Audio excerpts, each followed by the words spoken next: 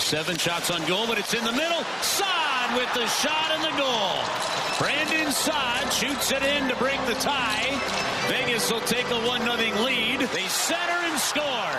And the stinging Perico, a hard time getting back into the lane, and the Knights get the power play goal, makes it 2-0. Back to Hannafin, wires, and they've scored. 36 seconds into the second period. The Golden Knights, Noah Hannafin has made it 3-0. Hurdle, breakaway, shot, score. 4-0 Vegas. They forced a turnover at their own end. Breakaway goal at the other end. Blues have seen 4 get by their keeper. I think we got flat, and that's where, you know, we need to have more from our group. There needs to be a better response. I don't like the start of our second period, but that's been most of the season. But I did think at around the 10-minute mark, we started to play better hockey. We were more connected. We were more physical. Penalty kill was good at the, we killed that off. And then we got flat again. We need to be better. To a man, we need to be more, have more desperation. That was Jim Montgomery after the Blues loss on Saturday. I was at the game on Friday. At least that one was fun to watch, even though they found a way to blow not 1, but 2 multi-goal leads on Saturday. They just didn't show up. Alongside Alex and T-Bone, I'm BK. It's BK and Ferrario here on 101 ESPN. In their last 10 losses, the Blues have allowed a combined 51 goals. T-Bone, quick bet, that's 5 goals a game. Ouch. 51 goals allowed in their last 10 losses. As a non-hockey guy, I know that's bad. That includes Saturday, where technically they were better than average by allowing 4 goals in the game. Alex, they never began the game. They went, what was it, 18 minutes without a shot on goal? Yeah, 18 minutes and 36 seconds. I wrote these down. So it took them the final 10:51 of the first period, did not have a shot on goal. The first 7 minutes and 46 seconds of the second period did not have a shot on goal. The first 9 minutes and 33 seconds of the third period did not have a shot on goal. How does that happen? How is that possible? Lifeless. That's how. I mean, it's a team that checked out because the game was over to them. The moment that second goal went in, because they had a decent start to the first. Vegas scored the Brandon Saad goal, turnover, blatant turnover. Then they take the penalty. Then the power play goal goes in on the first shot, mind you. And then from there, it was like, oh, okay, cool, we're out, we're done. And then the second period, it's like all of a sudden, hey, we're still in this thing. Didn't get anything past the goalie, and then it's, oh, okay, no, we're really done. And then the third period was just wiped away. I mean, it's lifeless. You don't have anybody on that team. We were talking about this in the broadcast booth. You don't have anybody on that team that is a driver.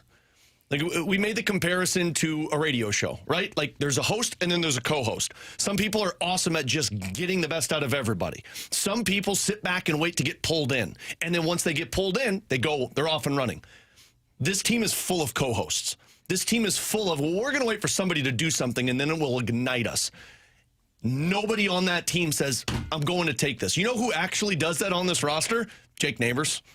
Only guy that goes out there and says, I'm going to take this myself. Yeah, I'll give Braden Shin a little credit. He's tried. He's tried, but the problem is you got a group full of guys that don't get the message, right? When the girl's trying to send the message of, hey, you should kiss me right now, everyone's like, no, I'm going to hold off on this one. I always miss that sign. Yeah, always. That's what this team is. They don't have guys that just go out there and take it. Like, I was listening to a post-game show on the Boston Bruins and Montreal Canadiens game the other night. Guys, Boston was supposed to be one of the worst teams in the NHL. They're sitting in a top spot right now. You know why? Because David Pastrnak goes out there every single night and just says, I'm taking this game. They don't have anybody like that. So how does this happen? Because everybody on that bench is a passenger when things go poorly. It's the old saying about quarterbacks is there's tractors and there are trailers, right? The tractors are the ones that pull everything, and the trailers are the ones that are pulled by the rest of the roster. Like, there are some teams that can win despite their quarterback not being the one that is leading everything. But for the most part, teams would rather have the Josh Allen, the Patrick Mahomes, well, maybe not, the Lamar Jacksons of the world, you know? Like Drake May. Drake May this year has been a tractor. That guy's pulling everything else in that organization in the right direction. The Blues don't have that at all. And you look at the roster, and it's like, I don't understand why. Because we saw it a year ago to where they were all pulling in the same direction. And maybe that's just because, like, they're front runners. And I don't mean that to sound as condescending as it's going to. But what I mean by that is when stuff is going well, it's easier for everybody to pitch in. And after the Four Nations face-off last year, man, everything was going their way. It seemed like every time they played a game, they showed up to the rink and everybody expected to win. Not thought they would, expected to win. And now when they show up to the rink, they're all expecting something bad to happen. And they're waiting for that moment. And then once it does, well, let's kick up our feet. We got another 40 minutes to play here. But really, we all know what's going to happen the rest of this game. Yeah, something. Because it didn't start out the way that we needed it to. Something benefits them at some point in the period, and it's like it's an eye opener, and it's like, oh hey everybody, it's like look we got an opening, and then they finally start to take it. But then when one doesn't go in, it's well, nope, sorry, not going to get anything done here. You went through all of those numbers in terms of them trailing. I looked at this before the game against Vegas on Saturday. So every game that they have played this season where they have had a lead in, they've allowed their opponent to get back to within one. So, like, there's been 4 games that they have led by 2 goals. They've only extended that lead to 3 times and lost 2 of those 3. But every game, they allow their opponent to either come back and tie it or allow so they never pull away and stay away. They never always keep the opposing team at arm's length. Like the Calgary Flames game is a really good example. Like they're up 3-0. Friday night. Yeah, Friday night. They always allow their opponent to get back into the game and feel like they're still in this. And that is a problem. I played the audio from Doug Armstrong on Saturday where he said, we don't have that killer mentality. They don't have a confident mentality, but before you get a killer mentality, you have to have a confident mentality. So here is what JR wrote over the weekend over on The Athletic. I'm going to read you a piece from his column. This is the beginning and the end of the column. Everything in between is worth your time, but I'm going to read you the beginning and the end because I think it summarizes his general point of view. The St. Louis Blues just aren't a good hockey team. They've had plenty of opportunity to prove otherwise, and other than sprinkling in a few points here or there, they haven't come close. They're not just losing games, they're looking really bad in doing so. Friday, the Blues opened up a 5-3 lead on the Flyers 5 minutes into the third period, and 5 minutes later, it was gone. Saturday, they had 8 shots in the first 11 minutes and didn't have another for the next 18:36. The Golden Knights went ahead 3-0 after more poor execution. He continued, the Blues are broken. And it's looking more and more like this is a lost season. There appears to be a need for a massive change by GM Doug Armstrong, but how would that impact the team's future plans under incoming GM Alexander Steen? And how long will Armstrong and Steen have to wait in this season until other clubs are ready to do business?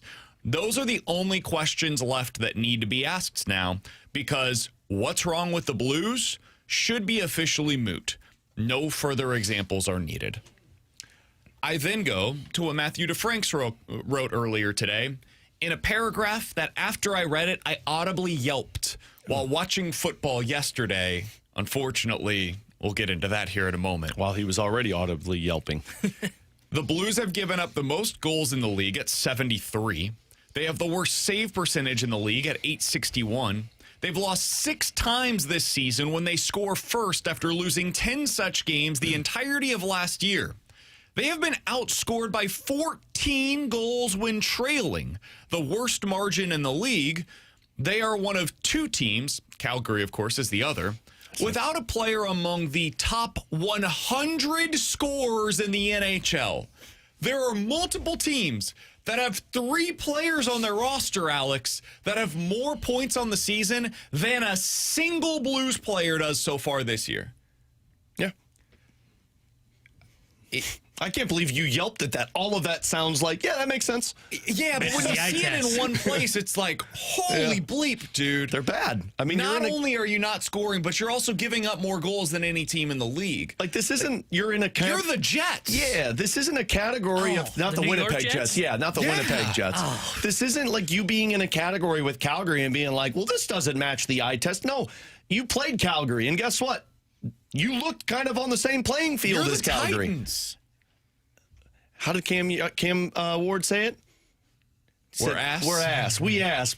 I mean, you played Calgary the second time around. The first time around, you actually outplayed them. This time around, you played Calgary and looked like you were on the same playing field. All of this matches the eye test. And to JR's point of I don't need any more examples to know that this team's bad, Guys, this was as bad of a loss, if not worse, than the Washington Capitals one. And we talked after the Capitals game saying that's rock bottom. That was a game where Jim Montgomery came out afterwards and said, from the moment the puck dropped, we weren't ready to play. Remember, I asked afterwards, I said, was that rock bottom or does this get worse before it gets better? I don't even think this is worse of a loss. It's like on the same playing field. This is the same thing. And the problem is, when did it ever feel like they took a step forward? Edmonton felt like it was steps forward. And that was really, I mean, that's really the only game that you can circle this year where you can say they played a full 60. Yeah, Buffalo was good, but I mean, Buffalo outplayed them. Your goalie went out there and dominated. Vancouver, the shootout loss, I still say it felt like they were playing the right way, but then you had the Columbus loss, then you had the Seattle loss, which, look, they got robbed on the Seattle game, but still, you got to be mentally tougher than that to come out and win it. Philadelphia won, as fun of a game as that was to be at, you still coughed up two-goal leads in a matter of what, 15, 20 minutes? Before we get out on the Blues, is this it? Like, is this just who they are? It's not going to get any better? God, I hope not. It's November 17th. I don't know if you guys have looked at December and March, but there's a lot of hockey games. Yeah. So you're at 16 points so far this year, Alex. To put that into context, the teams that are currently in the playoff mix have 23 points on the season. So you're 8 points back, and you've played an extra game compared to those teams. So you're, 9 or 10 points back in reality. Mm-hmm. Is it possible to make that up? Is it possible? Yeah. I mean, I can't. Is it realistic? Realistic? Yeah, I think I would have to say it's realistic, too, even from what I'm seeing. But my only hope that can pull this team out of the dumpster that they're in right now would be Jake Neighbors. They need an energy guy. They need a spark plug. They need somebody to come back. Enough? Not for me. I saw it with Jake Neighbors, and it didn't look good. So how can I believe it's going to look that good with Jake Neighbors coming back from a knee injury? For those that don't know, he's skating today, full skate. He's going on this road trip. It sounds like he's going to play at some point on this road trip pre-Thanksgiving, which is amazing. Yeah, that's awesome. That would be my only hope. God, Craig Berby's coming up.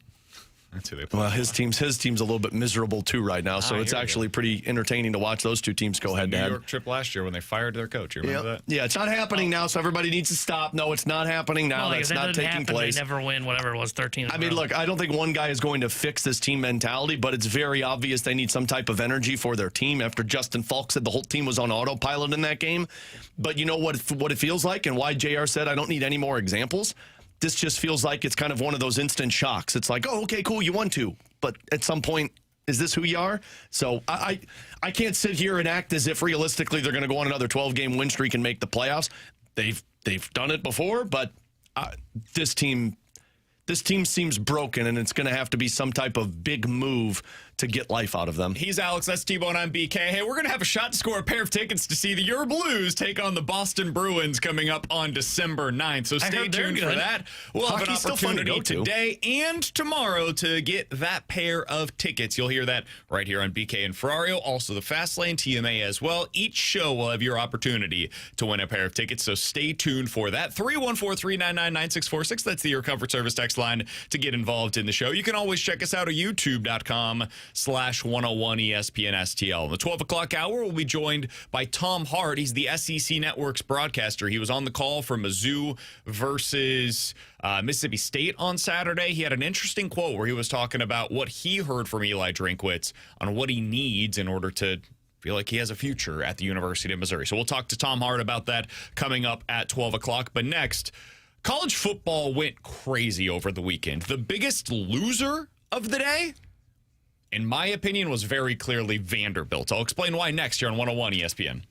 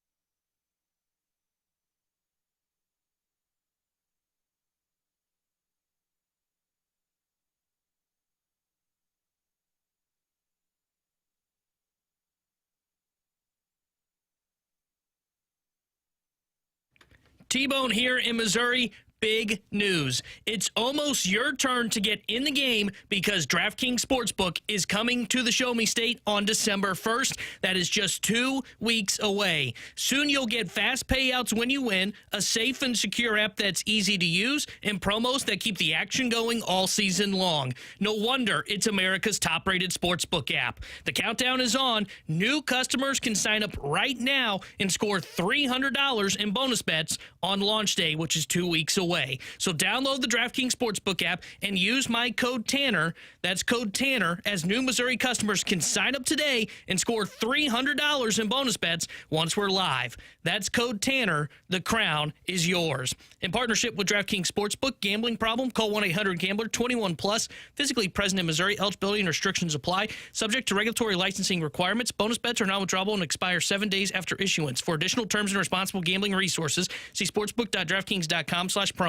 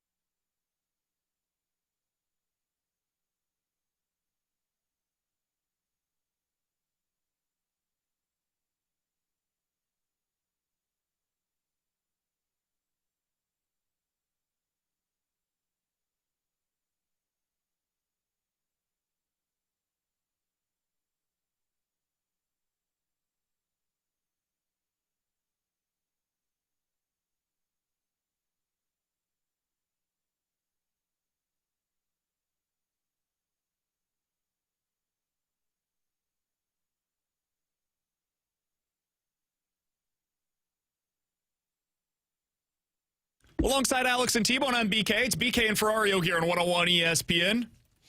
So over the weekend, it was really compelling college football slate, and we knew that going in. Stop stalling, Brandon. Let's get to the Chiefs. We'll get to that here in about 10 minutes on BK and Ferrario. Too. Texas A&M, they did everything they could to lose that game.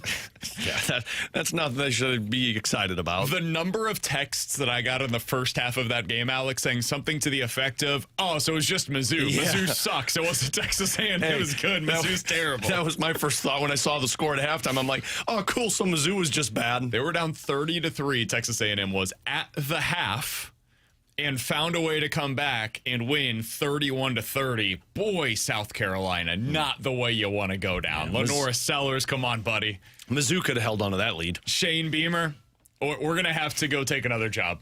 Like, find your exit plan. I was a little surprised I didn't see news he was fired Not yesterday. even because the team fired him. I think he probably would like to fire himself after that one. James Franklin is apparently the leading candidate at Va Tech.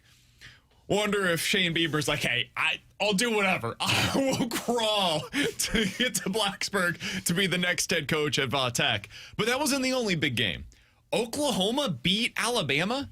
I remember listening, I think it was to the Fast Lane last week on Friday, and they were like, Oklahoma can't win this game, right? And they're like, no, they can't. They did. They found a way to go down to Birmingham and beat Alabama. Didn't see that one coming. Georgia beat the ever-living hell out of Texas. They scored, Alex, then recovered an onside kick. Yeah. As well after the touchdown. We're done with Texas, right, everybody? Yeah. Notre Dame put an end to any of the doubt on their season. They're making it to the college football playoff. They beat the crap out of Pittsburgh. On Friday night, you had Louisville, one of the last hopes for the ACC to get potentially multiple bids. They go down. They missed the field goal as time was about to expire against Clemson. So, Dabo, congratulations to you. USC, T-Bones Illini. That win keeps looking better and better. That's they right. beat Iowa because they play it at home, which means USC is eligible to win. It just kept going. Like, the games were awesome. Even Cincinnati found a way to lose at home. Congratulations, Big 12. You keep finding ways to lose other teams that are interesting other than BYU, Utah, and Texas Tech. My biggest loser from the day, Alex, Vanderbilt. Vanderbilt's putting together one of the best seasons in program history, and I don't think it's going to matter. I can't make the case for them right now because you look at it, and where things stand for them as we look at the college football playoff as currently constructed, I think Ohio State, Indiana, and Oregon are in. 3 teams from the Big Ten. I think right now, and I'll get to more of them, but A&M, Georgia, Ole Miss from the SEC, they're in. Texas Tech will be my placeholder for the Big 12 right now. Miami, my placeholder for the ACC right now. James Madison, my placeholder for the Group of 5. But regardless of who the actual team is, one team's getting in at a minimum from the Big 12, ACC, and Group of 5. That gets you to 9. Add in Notre Dame, you're at 10. That leaves 2 spots for the following contenders: Oklahoma, Alabama, BYU, Utah, Vanderbilt, Georgia Tech, USC, Texas, Michigan, Virginia. That is 10 teams for 2 spots in the playoff. Alex, the weakest of those top contenders when it comes to the resume is Vandy. Mm-hmm. They just don't have the win that you can say separates them from the rest of the pack. Hell, I think Texas might be a team that they have to worry about. If they win that final game of the regular season against Texas A&M, they will have one more loss on their resume than Vanderbilt will. But I think the College Football Playoff Committee may look at this and say Texas has a better case to get to the playoff than Vandy. The SEC right now is cannibalizing itself. I think they're probably going to get 5 into the playoff.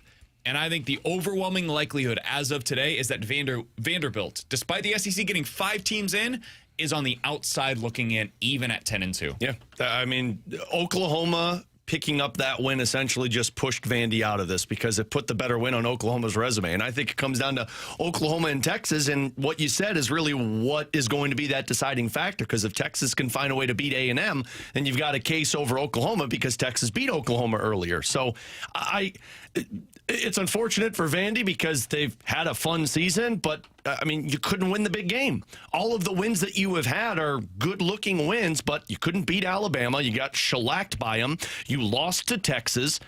The only big wins, I guess, you have are what? It's Mizzou. Auburn, their best Mizzou? win of the season is Mizzou. Yeah. So they can gripe all they want, but if I'm a Vanderbilt fan, yeah, it makes sense. I wasn't as good as Oklahoma was. If you're on the College Football Playoff Committee, now I don't know how fair this is, you also beat Mizzou with their backup quarterback playing half the game.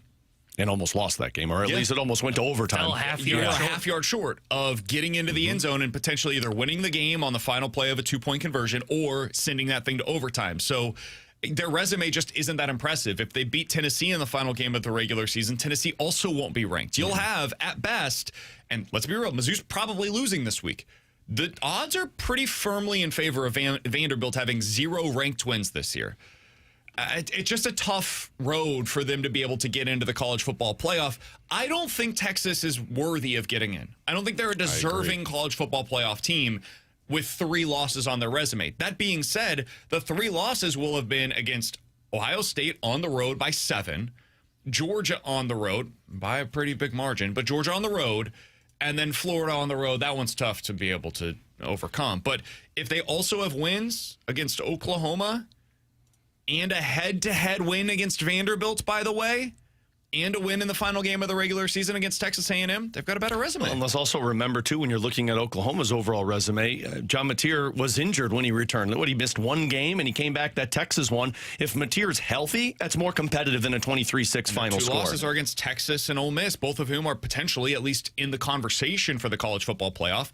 They also have wins this year against Michigan, who's close to being on the cusp of the playoff, at Alabama, and then potentially another win against Mizzou, which is the best win on Vandy's resume. So it's hard to make the case for Vanderbilt right now. I think it's getting pretty clear on who is going to get in. Now, I think there's one thing that can throw this all into flux. Can I give you the best case scenario for the SEC? Sure. What if USC wins this weekend? USC plays against Oregon this weekend. And if Oregon loses that game, suddenly their resume looks pretty similar to Vanderbilt's resume. Who gets in among those two teams? If that is the conversation that we then end up getting to, does Oregon get in over Vanderbilt? Does Oregon get in over Texas? Does Oregon get in over Oklahoma? That's going to be the one to me that's really interesting. And also, what does that do for USC's resume? Is USC now a team that you have to consider? Their best win on the season's probably Illinois on the road. Or excuse me, it's Iowa at home. Oregon, I guess. Michigan, maybe. Yeah. Their resume isn't great either. So does the Big Ten suddenly go down to a 2-bid conference in that scenario? That's where things to me get really interesting. That is the doomsday scenario for the Big Ten, and the best case scenario for the SEC is that USC beats Oregon this weekend. Yeah, I think if that happens, oh man, I think you probably would see another SEC school get in, because that USC resume, Michigan's probably going to have another loss because they play Ohio State at the end of the year, and that could knock them out of the top 25, because then they would have 3 losses, and honestly, they should have lost this weekend to Northwestern at Wrigley. You don't have a great win if you're USC on your resume if that's the case. Iowa's not going to be the top 25. You lost to Notre Dame, would be the only one that's there, so it probably would be another SEC school that gets in. And Oregon, I think you're right. I mean, they have the same resume as Vandy. Essentially, they wouldn't have a top 25 win. Now, they were competitive against Indiana. I don't know if you get credit for being competitive, but I guess. Maybe. I mean, Vandy was competitive against Texas, so I don't see. Yeah. But if I were to 6-7. 6-7. Oh, my God. Joey's ruined that for me now. Everybody's ruined that for me. Enough. Yeah, I think you would have to put in another SEC school, because I think the SEC's deeper and better. And if you see Oregon lose, there's 2 elite teams and 2 good average teams, I would say, in the Big Ten. I wouldn't throw Iowa into that. Now that they've lost another game, USC, Oregon would be that, but SEC's deeper. I think you'd have to put in the SEC. So that is the best case for that conference. God, we just can't be in a conversation with those teams in it versus the SEC. I just think the SEC is a stronger one, and the committee has to look at it that way. It's deeper. It's definitely deeper. I don't know how good they all are. Well, I guess stronger is not fair, because the top heavy of Big Ten is so much better. The top of the Big Ten, Ohio State and India, I think, are the 2 best teams right now. There's 8 teams in the SEC that I think are as good as Oregon. So when you're looking at it that way, it becomes very difficult to make the case for a bunch of these teams from the Big Ten potentially getting in. It's tough, man. And this is where the SEC earns its reputation. A&M's really good. Georgia, really good. Ole Miss, Alabama, Oklahoma. Vandy, I think, is pretty good. I think Vandy, though, is where you start getting to that line of demarcation where it's they're just a really good team. Let's not try to pretend as if on a neutral site they would be favored against Oregon. I think Oregon's better. But it's... Yeah, there's a lot of good SEC teams this year. No wonder why the Big Ten's we should expand to 24 and lock in 6 for us. No. You don't have 6 good enough teams. A lot of people asking on the text line. It's a fair question. What happens if Mizzou wins this weekend against Oklahoma? Then we're talking Texas. Bring out the chalkboard. Then we're Charlie Day and those memes trying to make sense of everything. Utah, Miami. I mean, are we starting to get into those conversations? Well, they're in right now. As of today, they'd be in. No, they're in. No, I'm not sure. Actually, they're going to get credit for the group of 5 team. Yeah. The big games this weekend with potential playoff implications. BYU at Cincinnati. BYU's only a 2.5-point favorite in that one. Big 12 really wants BYU to win that game. Watch that game. Please, check out where the calls are going because BYU really needs to win. USC, Oregon, as I mentioned, and then Mizzou versus Oklahoma. 11 a.m. on ABC. It's a huge game for both of those teams. Now, T-Bone would tell you there's nothing left to play for. I would disagree with that personally. You can ruin Oklahoma's season and have your signature victory of the Eli Drinkwitz era if you're able to win that game. Yeah, that's what it represents. That's nothing worth playing for. In 2 weeks when he's hey, deuces, I'm going to Penn State. Then you're still going to a bowl game, and we all know bowl games don't matter. Tom Hart coming up at 12 o'clock. Coming up, yes, I've seen your texts. Quit stalling. We will talk about the Chiefs. Yeah, coward. They were supposed to remind everyone that they're still the class of the AFC. Not anymore. So what happened? We'll talk about it next here on 101 ESPN.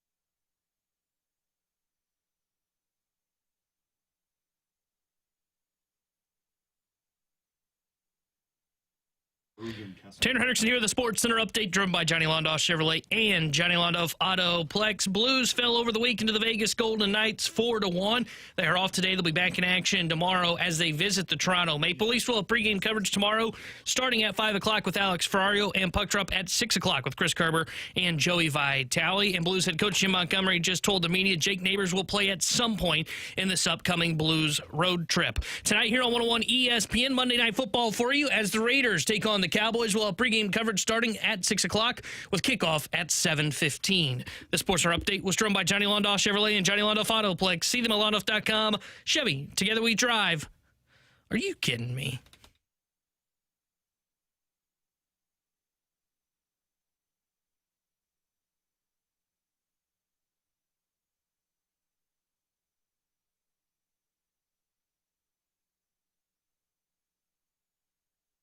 Alongside Alex and T-Bone, I'm BK, so we don't have much time here. We got to get to questions and answers on the other side. 314-399-9646. That's your covered service text line to get involved in the show. We got Tom Hart, SEC Network broadcaster, coming up at 12:05. He was the one that said on the call for Mizzou versus Mississippi State, hey, talk to Eli Drinkwitz. Here's what he needs. Fortune 500 companies, it's time to step up. We'll ask Tom Hart what he made of that comment when he joins us coming up at 12:05. Well, without further ado, we do have to talk about the Kansas City Chiefs, who yesterday went into Denver.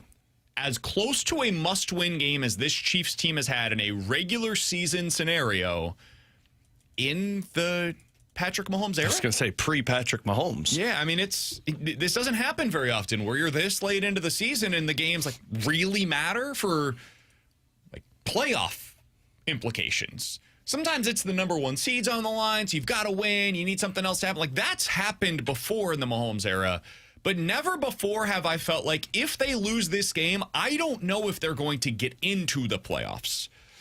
Well, that was the case yesterday. And they lost.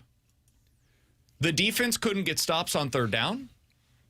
Bo Nix flat out outplayed Patrick Mahomes. Head to head, Mahomes against the Broncos defense, Nix against the Chiefs defense. Bo Nix was better yesterday, man. He didn't make the mistakes that Patrick Mahomes made. He made more big throws than Mahomes did. Some of them were outstanding. I've been critical of Bo Nix this year. I don't think he's played very well for most of the season. Not yesterday, dude. That guy was awesome for almost the entirety of the game. And the Chiefs flat out got beat by the better team yesterday. I have no way around it. Like, I'm not going to sit here and make excuses for them. The Broncos were better yesterday. So much so that they had 10 penalties for 147 yards, did the Denver Broncos, and they still outplayed the Kansas City Chiefs. That's embarrassing. It is. I don't know what to make of this anymore, Alex. I think this team's pretty good. I think they're going to make the playoffs. But the stuff that I've been saying all year about the Green Bay Packers, where like every Sunday I watch them and I'm like, are they good? And then every Monday I'm like, yeah, they're winning the Super Bowl. That's my thing with the Chiefs too, where every Sunday I watch them and I'm like, I don't know, man. It just doesn't feel right. And then I get to Monday or Tuesday and I think it's Patrick Mahomes, it's Andy Reid. They're going to make it to the Super Bowl, maybe win it. I can't keep doing this. Every Monday, I feel like I'm telling myself this new story as to how it's going to get fixed. What if it doesn't? What if this is just who they are? And they're pretty good for about 50 minutes of every game. But for 10 minutes, the defense forgets how to play. And every week, it seems like Patrick Mahomes has some kind of a glitch where he's in the red zone and he just throws it to the other team. And against the Jaguars, it was returned for a touchdown. And against the Bills, it was a big crushing blow. And against the Eagles, they had a similar situation where Travis Kelce has the catch. And it just, boop, goes into the air, and the Eagles return it the other direction. It happened this week where he just throws a back-breaking interception. So I think the Chiefs are still going to make it to the playoffs. I do. That's my current stance on them, is that they're going to find a way in. It is not an easy stance to take, though, because now most of the tiebreakers are against you. You don't have head-to-head against the Jaguars. You don't have head-to-head against the Chargers. You're losing all of these games in conference. You're now, I think, 1-3 against conference or divisional opponents as well. 1-2 against divisional opponents. It's tough. It's tough to see the path other than just a belief that they're better than the other teams that are going up against them for the 6th or the 7th seed.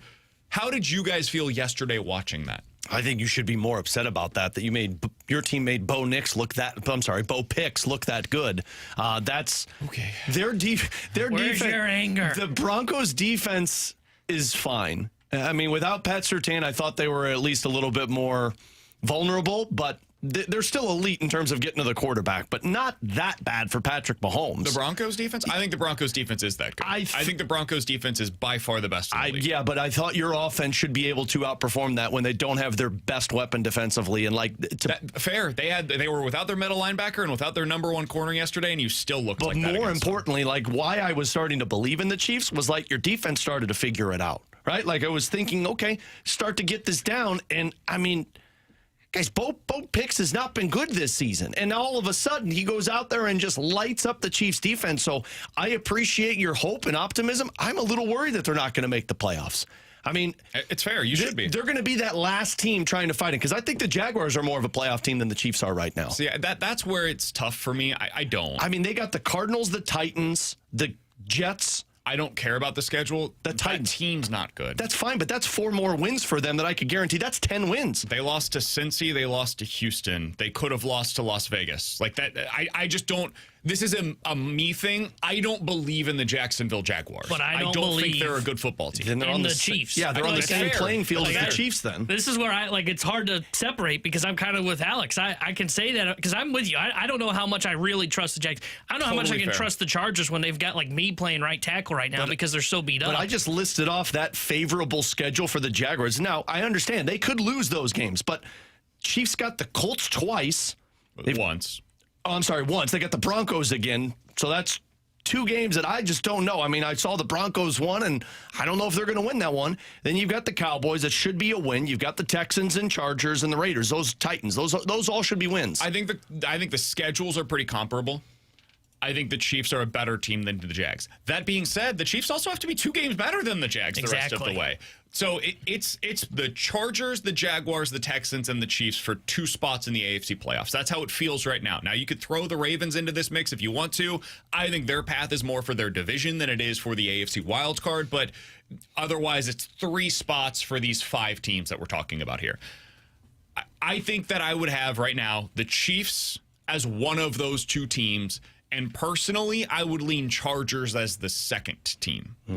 But if you wanted to go Jaguars, because the Jaguars have the head-to-head now against the Chargers as well, I could listen to that argument.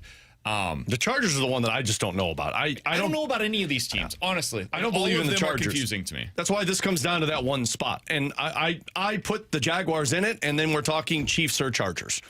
And unfortunately for the Chiefs, you're 2 games behind them. But I also don't know what the Chargers are going to do the rest of the way because T-Bone's right. I think me and him could stop incoming defenders versus what they've got right now on the left and right tackle. I get it. I can't. I can't. It's a weird spot. No upper body strength. It's a really weird spot. And then the other thing that's strange to me is that the Chiefs this upcoming weekend are a 3.5-point favorite against the Indianapolis Colts. Yeah, I don't buy that. Why would that be? I think that's crazy. The Chiefs were a favorite this past weekend against the Broncos. They were favored against the Bills. Every week, Vegas is basically on my side where they're like, yeah, Chiefs are fine. They're going to be really good. Still one of the Super Bowl favorites. I read a column earlier today from Bill Barnwell, who I think is excellent at his job. And he basically said, Chiefs are fine. Chiefs are basically the same team as they were a year ago, but they're just getting a little unlucky, or they're not making the big plays when they need to. Yeah, that's football. The difference between the teams that win 12 games and the teams that win 8 are I'll play a game. It's really the last 4 minutes of a football game, essentially. The Chiefs last year get the ball back down by 3, I guess it would have been, with 4 minutes to go, and they win the football game. I don't know how they would have done it, but they would have found a way to win. And this year, they basically go 3 and out. And then the Broncos get the ball back, and they're able to kick the game-winning field goal. That's the difference. That's the difference between last year and this year. The difference between last year and this year is that last year, Mahomes doesn't throw that pick. Yeah. He played mistake-free. And this season, he's just pressing once they get into the red zone. So I don't know if that fixes itself. It hasn't yet. They have all their weapons. They have their left tackle. I know they don't have Isaiah Pacheco, but is that really the difference? No. It feels Kareem Hunt was good yesterday. It feels like he's starting to get concerned with his weapons. Travis Kelce's just not making those catches like he typically does. He was good yesterday. He caught 9 passes for 95 yards. He looks younger compared to last year. He was awesome yesterday. Just Tyquan wild. Thornton came down with what I thought at the time was the biggest catch of the season. I mean, it's the Rasheed is not being implemented into this offense the way that I expected. Everything's at the line of scrimmage. It's weird. Xavier Worthy can do nothing right now. I don't get it. Did I see a clip yesterday that on the final play for the Chiefs? I don't remember if it was the third or fourth down. He chipped the where defensive he's chipping. end. That's your best use of arguably your best wide receiver. Correct. Is go chip a defensive end. Yep. Oh, makes no sense to me. Yeah. I'm baffled. I'm baffled by the offensive plan. Yesterday, I thought both Andy Reid and Steve Spagnuolo were outcoached by their opposition. They lost the matchup against the Broncos, and they were coming off of a bye week. That's what really made me concerned. Is I don't know that they have answers. Same way that the Blues, I don't know that there's answers for what's plaguing them right now.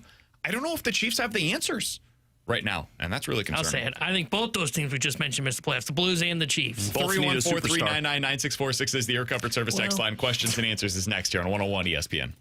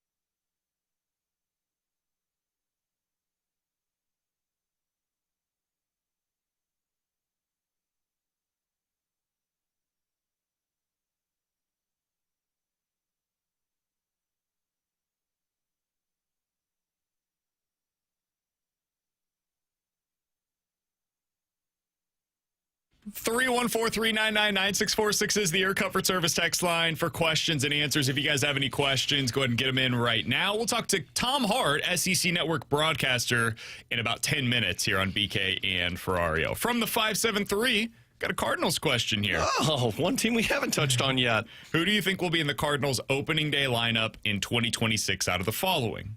Walker? Yes. Yeah. Wynn? Yes. Yeah. Scott? Yes. Yeah. Gorman? Yes. Probably. Newtbar? No. Isn't he going to be hurt? You think Newtbar will be? I think Newtbar will be back. Gorman, I actually probably shouldn't have said yes so fast. He's kind of 50-50. Yeah, I'm 50-50 He kind of depends on on I don't think they're trading Gorman this year. I think his role in the starting lineup depends on if Arenado is back or not. And if you're like BK and you think he's gone for sure, then you might lean more towards Gorman. I'm not as convinced of that, so I think it's possible that Gorman's not there. Newtbar, I think, would be if he's healthy enough in time. I don't think he's getting traded. 314-399-9646 is the Air Comfort Service text line. I like this question. If you were given $1 million to predict the college football playoff champ, but you had to seed $100,000, you had to give up $100,000 for each additional team, how many teams would you pick to win it? So basically, if you get it right with one team, you get the $1 million. If you choose 5 teams, you get $500,000 if one of those teams ends up winning. Do I have to pay anything if I get it wrong? No, let's imagine you don't. Cool. I'm going to go either Indiana or Ohio State. You'll take the $900K or whatever it is. Yeah, I think that's who I would take. I think it'd be Indiana or Ohio State. I don't know if anybody's beating them outside of themselves. I would throw in Georgia and Texas A&M. And I'd be pretty happy with $600K. Yeah, I was going to say. A&M, I can't, after that South Carolina game, against another competent team, they're not coming back in that game. I just don't think they play that way against a competent team. I think they were sleepwalking through it, personally. Trap game of Samford coming up. Georgia's the one that I don't know. I can't put a lot of stock in because I just can't read that team. Sometimes I think they're good. Defense. Yeah, sometimes I think they're good. Sometimes I'm like, oh, God, that was way too close. They're like the Blues, except like they show up for the second half of a game, unlike the Blues who don't. They give up. They've been good lately, man. They've been playing much better lately. The Blues? I agree. No, the Georgia Bulldogs. They're going to finish the season 11-1, and nobody's going to care. They'll have one loss on the year. It will have been to Alabama. They did it by 3 points. They'll have wins on their resume against Tennessee on the road, at home against Ole Miss, at home against Texas, and at home against Georgia Tech, and probably in the SEC championship game. That's a remarkably impressive resume. And you know what's funny? And again, nobody will care. And I'll pick against them in the playoff, and somehow like Kirby Smart will get them to the title game. Yep. You're really good. 314-399-9646 is the Air Comfort Service text line from Moscow Mills Bandit. Thoughts on Drink leaving or staying at Mizzou? We're going to talk about this with Tom Hart coming up here in less than 10 minutes. I genuinely think it's 50-50. That's the wrong answer for sports radio, so to give a lean one way or the other, today if I had to place my bet somewhere, okay, you've got to say, stay, leave, what's going to happen? I think he goes. I think he's the next head coach at Penn State. That being said, don't take that as me saying he's gone. I don't know, but if I had to place my bet somewhere, it would lean more in favor of him being gone than staying. I would lean he's gone as well. I think if he was staying, I think he would announce a contract extension already to end some of this noise and to help him out of retaining players and recruiting. It's why Cignetti did it so early. And the fact that he hasn't done that yet, I don't think it's because Mizzou's not reached what he wants money-wise. I think they have. I think he's flirting with other opportunities. So I'm going to lean he goes. For all of the talk about guys staying where they are, I think Kiffin's going to Florida, and I think Drink ends up at Penn State. If I had to bet on something happening, and a month and a half ago, I wasn't sure that I wouldn't have bet on those two things happening. So I think he stays. You guys are super negative. 314-399-9646 is the Air Comfort Service text line from the 314. Right. Gentlemen, is it time to start talking about Caleb Williams as NFL MVP? No. Bear down. No. Get the hell out of here. No. Yep. Relax. They've had a cupcake schedule. Let's calm down over there. Agreed. But he's been good. I really enjoy watching him play. I'll tell you, the one I would be investing a lot in is Ben Johnson. I mean, that guy has awesome. changed the look of that team in terms of creativity. And most of the time we've seen coordinators fail. He's been good. 314-399-9646 is the Air Comfort Service text line from the 314. Here you go, Alex. Last question here before we get to Tom Hart on the other side. I bet this is Cardinals. I know none of us want to ask the question, and quite frankly, I don't think it's on the coaching at all. But no, is it possible that Jim Montgomery lost the room? I don't know if Jim Montgomery ever really had the room. Right? Like, I mean, they were 500, a little above 500 before the Four Nations break. There were signs of them improving, but they still weren't consistent. And then out of the Four Nations break, I think they won on pure adrenaline. I think they won on pure backs against the wall. We can't lose, and they just fought as a team. I don't know if Jim Montgomery ever really had the room connected, because you can't carry over what you do for a month and a half to the next season. But yeah, I mean, look, is it concerning that the team has just been inconsistent and Jim Montgomery's the head coach? Sure, but I think there are a lot more webs to that issue than just being the head coach. I never think it's just the coach. There's more to it than just the coach being the problem. Throw Bannister on the bus rather quickly. Well, I mean, their players threw him under the bus. Sometimes the coach is the problem. Yeah, I mean, when you're... To be fair, I think the players have also kind of come out screaming a little bit here but they don't look like they don't know what they're doing in the offensive zone. They just don't look like they want to work in the offensive zone. The other time they were working in the offensive zone, and they're like, what do we do with the puck? He's Alex. Just lost That's puppies. T-Bone. Also the players' problem. I'm BK. We had a bunch of questions about Eli Drinkwitz. What his future holds. It was the number one story for Mizzou on Saturday. Like, the game was played. I had so little excitement for that game on Saturday. It was cool. Ahmad Hardy was amazing. Ran for 300 yards, one of the best days we've ever seen by a Mizzou running back. And all of it feels secondary to what the future holds for Eli Drinkwitz at Mizzou, or if it will be at Mizzou. Tom Hart was on the call on Saturday. He's an SEC network broadcaster. He had the report, Alex, of what Eli Drinkwitz had to say on what he needs if he ends up staying at Mizzou. We'll ask Tom Hart about that, what his feel was for Eli Drinkwitz's future when he joins us next here on BK and Ferrario.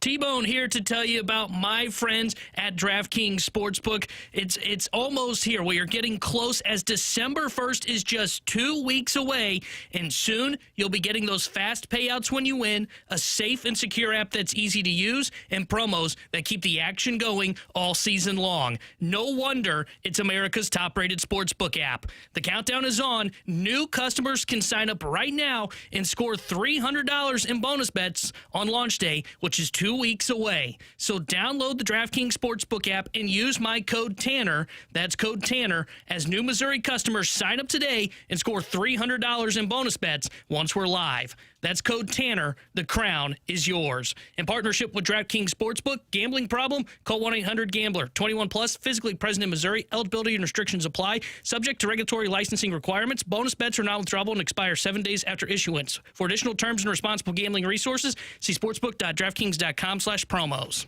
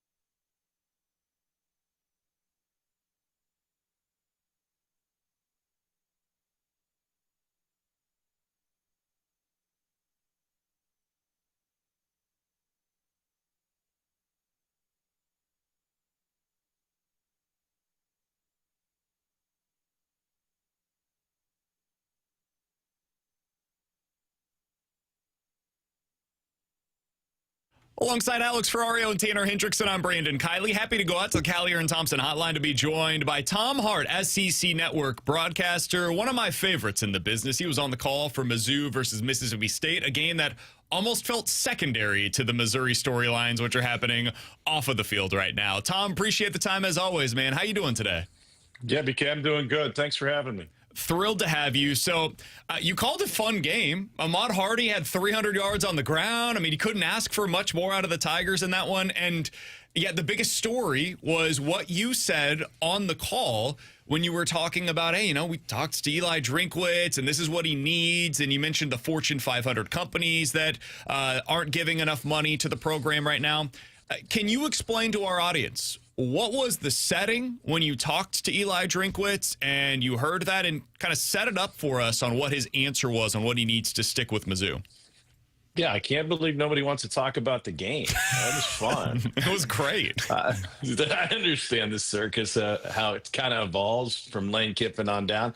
Yeah, we go in on Friday afternoons and have production meetings with coaches. And Drink has always been great with us because we talk so much big picture stuff in college athletics. Like he's a highly intelligent guy. He's able to identify problems. He wants to solve problems, more so those that impact his program, but just kind of overall big picture. And we've got guys in that room that are very curious about, what's really happening behind the scenes in college football, whether it be NIL or transfer portal, all this stuff that, we all talk about. And Drink shares a lot. So we're on that subject, and some of it was off the record. And one of the things we were discussing was the new contracts that are going to, as they're being shaped, are going to theoretically offer less of a buyout and less of an investment by the schools. And as we're talking about money and how much coaches make, I just point blank asked them, I said, well, what do you need? Like, what is it that you're looking for? Is it more money, or is it something else? Is it more alignment and investment? And that's when I relayed that story. He's like, no, I've got plenty of money. My girls are good. My wife's good. Like we're happy here. He said, but you have to have investment. And he said that publicly before. I think it just catches a lot of attention when it comes up during the game and given this coaching cycle. And it's not necessarily, in my mind, about one state versus another state. To me, it's about the program, and have you tapped into those reserves? It doesn't matter how much oil is sitting beneath the ground. If you can't get to it, you can't get rich off of it. It doesn't matter how many rich alumni you have. If you can't get them to invest in your program, you can't use their money to build your payroll and therefore recruit. And so I think that Drink has been really good about that, tapping into those reserves, identifying where they are, and getting people to invest in his program. Tom, did you get the sense from talking with Drink that maybe frustration has set in because they feel like that he's hit the ceiling that he can with Mizzou?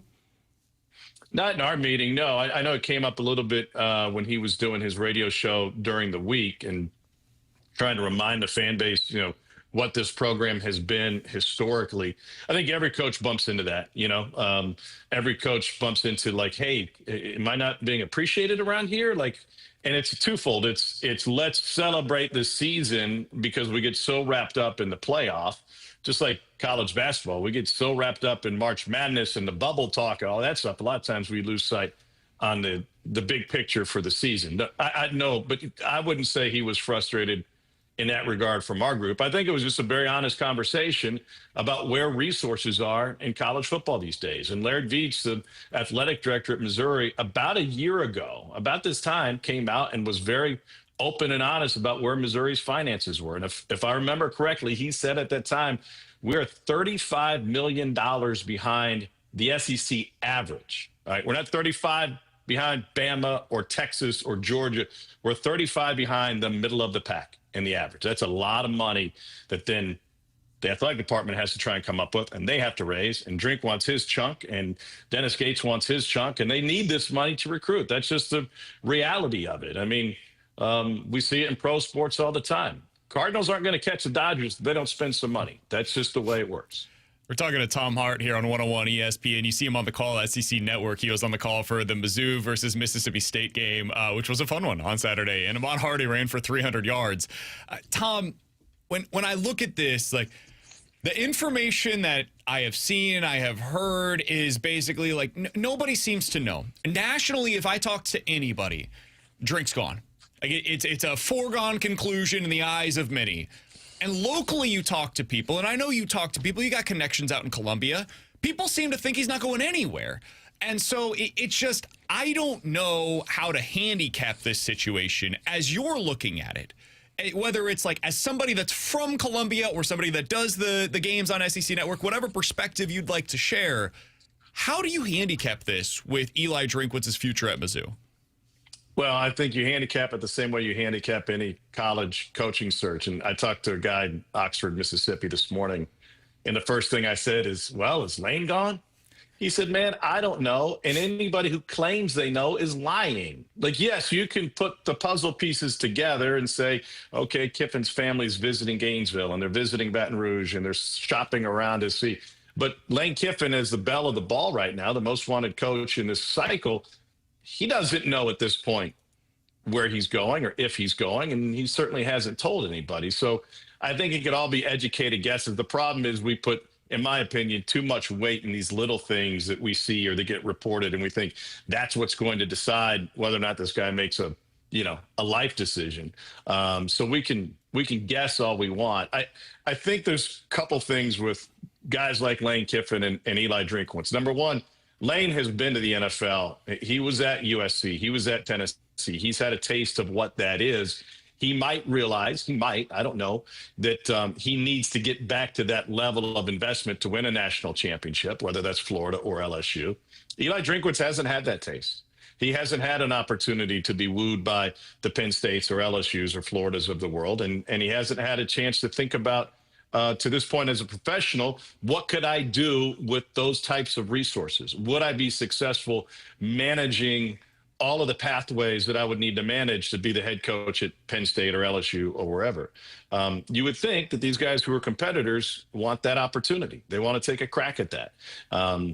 But that's just philosophically speaking, right? And these guys have families and they have children and they have other wants and desires. And as they look for, the best way to live their life, maybe moving to Baton Rouge, Louisiana isn't it. Maybe moving to Happy Valley isn't it. We don't know, and we won't know until we're all surprised. I mean, did anybody think Brian Kelly was going to leave Notre Dame for LSU? Did anybody think Lincoln Riley was going to pull out of Oklahoma with a Heisman winner in his pocket and take off running to USC?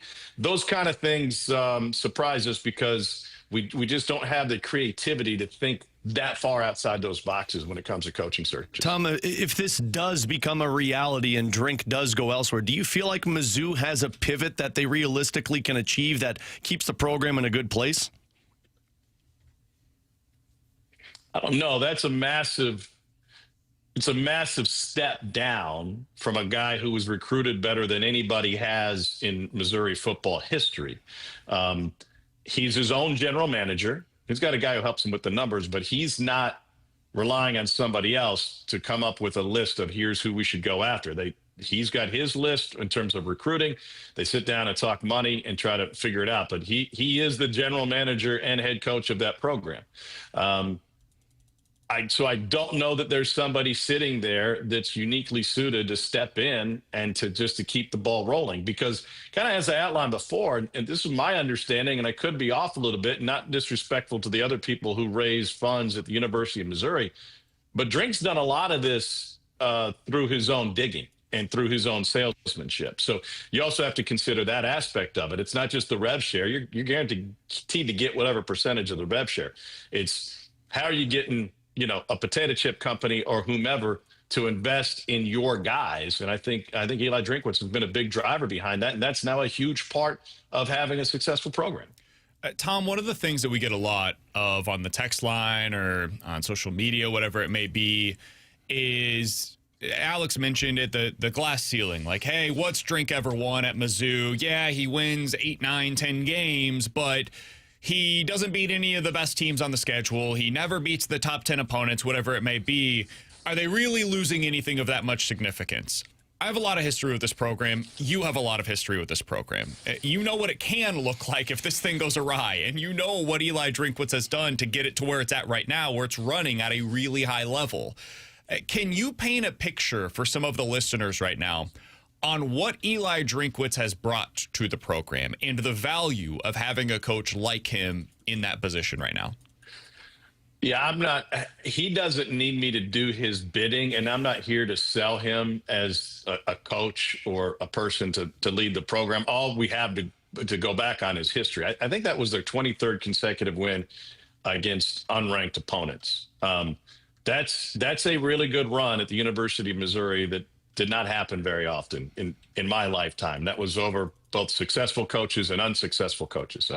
From Warren Powers to Gary Pinkel and everybody in between. No, I think the one thing about running a program in this day and age is that we don't know. We can't pull up COTS contracts and see how far behind our favorite football program is from the guys who are spending big money. You can do that in Major League Baseball. You can do that in the NFL. You can see what Jerry Jones is spending.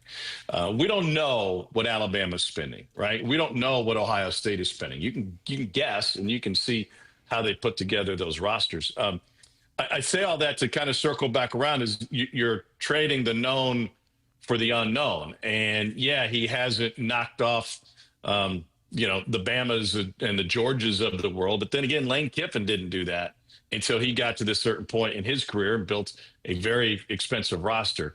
And there was one more aspect that I wanted to relay in terms of like how Drinkwitz runs his program and getting guys to invest is you're also in a catch-22 when you're at a school like Missouri, and this would apply to anybody in the bottom third of revenue. Kentucky would be in that discussion. Mississippi State, Arkansas football would be in that discussion, is you need to look like a big spender to the recruits and their parents. They need to think they have money to spend on my child and we can get a cut of it.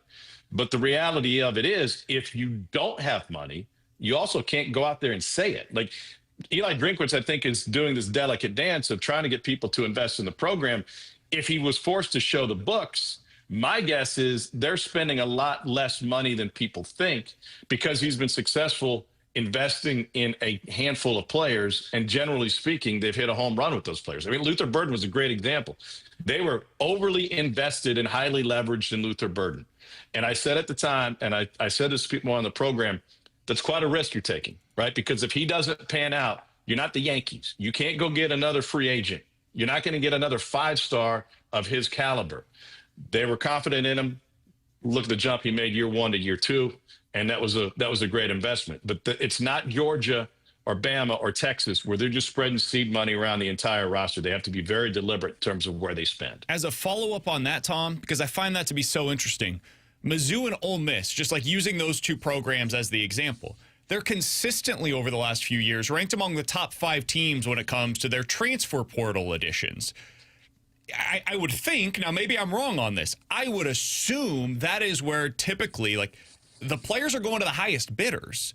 So how do you square those two things of Mizzou not necessarily being one of those highest bidders and the same thing being true probably for Ole Miss, and yet they consistently come out on top in the transfer portal additions? What do you understand on that side of things? Yeah, I'm not a huge recruiting guy. My guess is the more 4 and 5 stars, right? The blue chips are weighed much heavier than the 3 stars, right? I mean, so and it's probably less of a volume game and more of a average ranking game. I don't know that to be a fact. Now, I think the biggest difference, I was talking a second ago about teams in the bottom third in the SEC in terms of revenue and the ability to spend or not spend.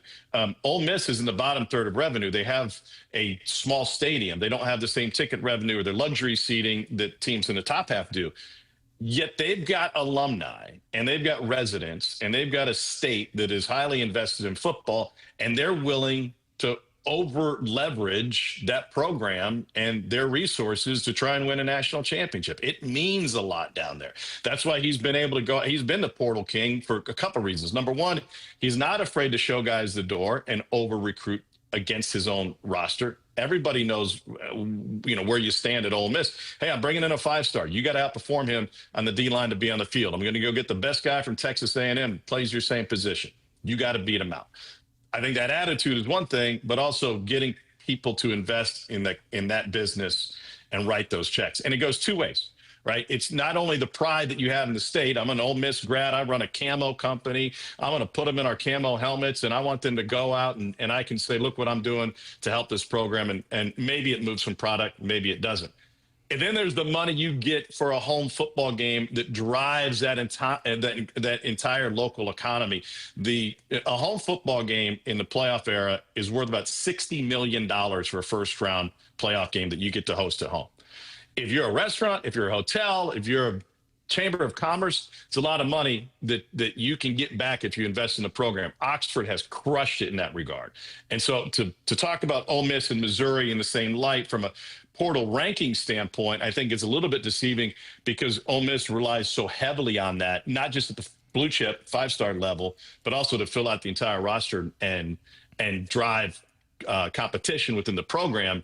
My guess is, without having the numbers in front of me, they're probably bringing in 3 times the number of players, impact players out of the portal than Missouri has. Well, Tom, it's been great to catch up, man. Glad you got to see a good one on Saturday. Enjoy that golden tee behind you. We'll talk with you again soon, all right?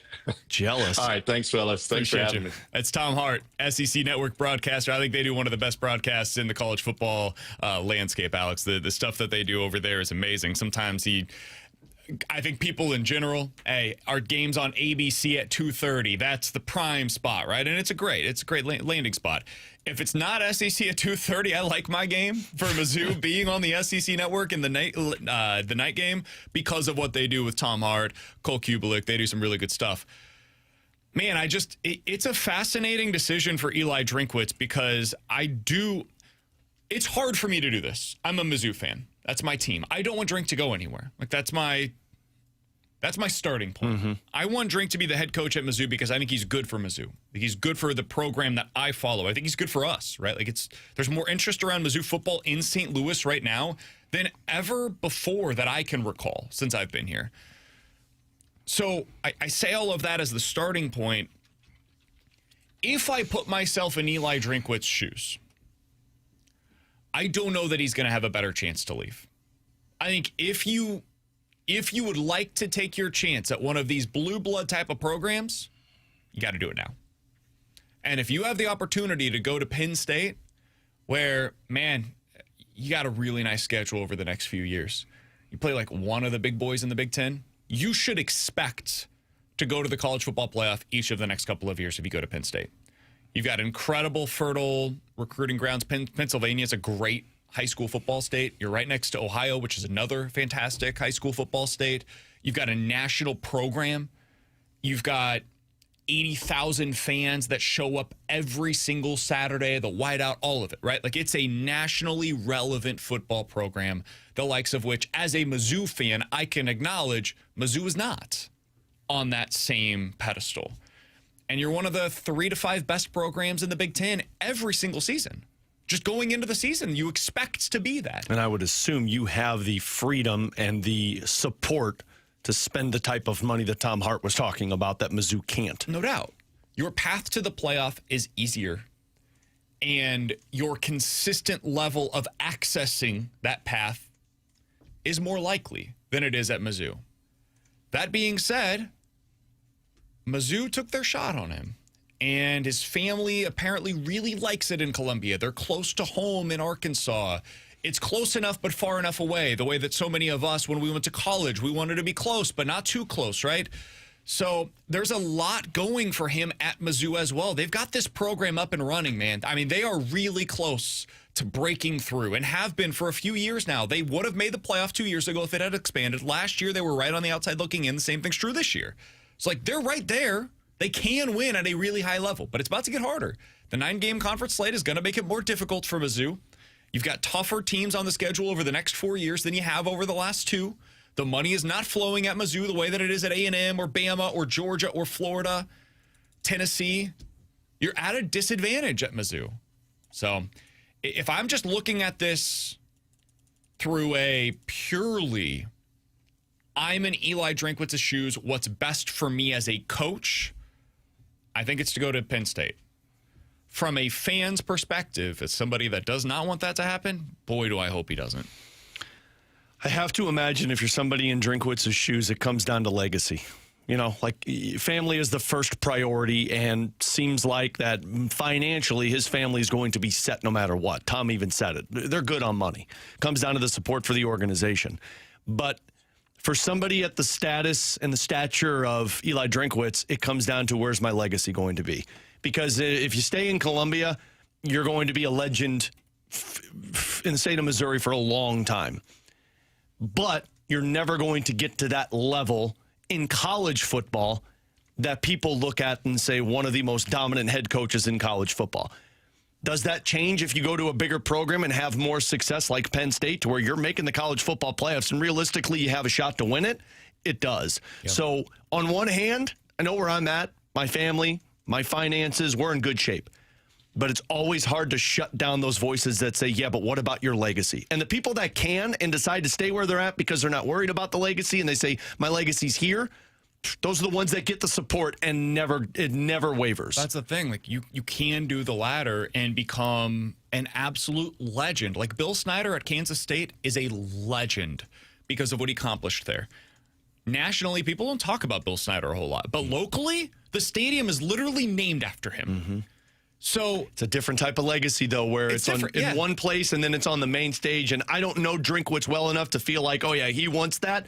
But most guys in those shoes, why wouldn't you want to be the guy that everybody's talking about on ESPN every 100%. Single night, putting in the same category as Ryan Day and Nick Saban and things like that? No doubt. These guys have egos, man. They don't get to where they are without that. Yep. We did get this from the 636. This is why you're a bleep word. Oh. What's the bleep word? You're crying about a B word. Oh. You're crying about a football schedule in the SEC. If you want to be a top program, you have to beat top programs. Quit crying, nerd, with 6 exclamation marks. Are we talking to you or talking to Drink? Me. Okay. Yes, I'm talking about schedules because schedules are a huge part of whether or not you make it to the playoff. And if you don't understand that or you don't see that, you're fooling yourself. Schedules are a huge part of all of this. It's why Vanderbilt is where they are this year. Vanderbilt might be able to sneak into the playoff because they had an advantageous schedule this year. Meanwhile, the reason that Texas is probably going to miss the playoff this year, if you flipped Texas's schedule with Vandy's schedule, guess who gets in? Texas.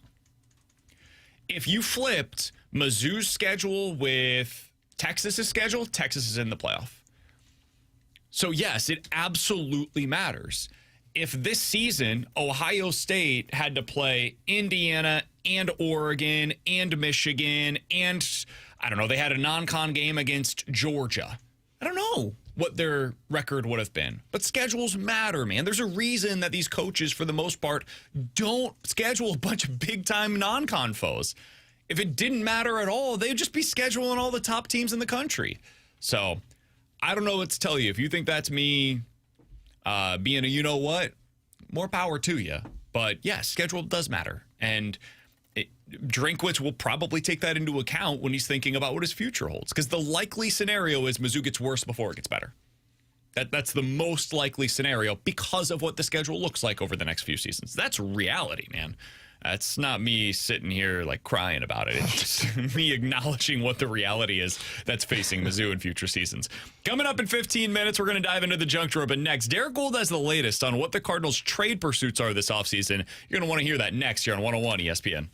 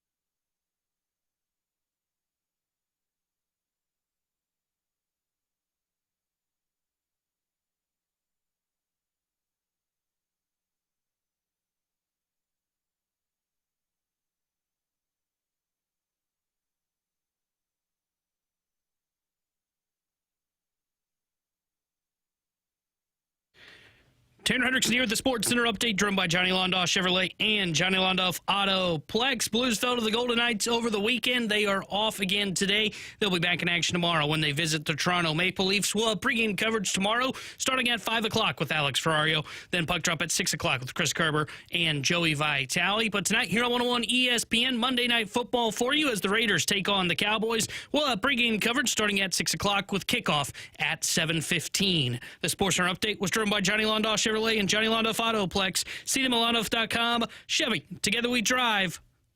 Are you kidding me?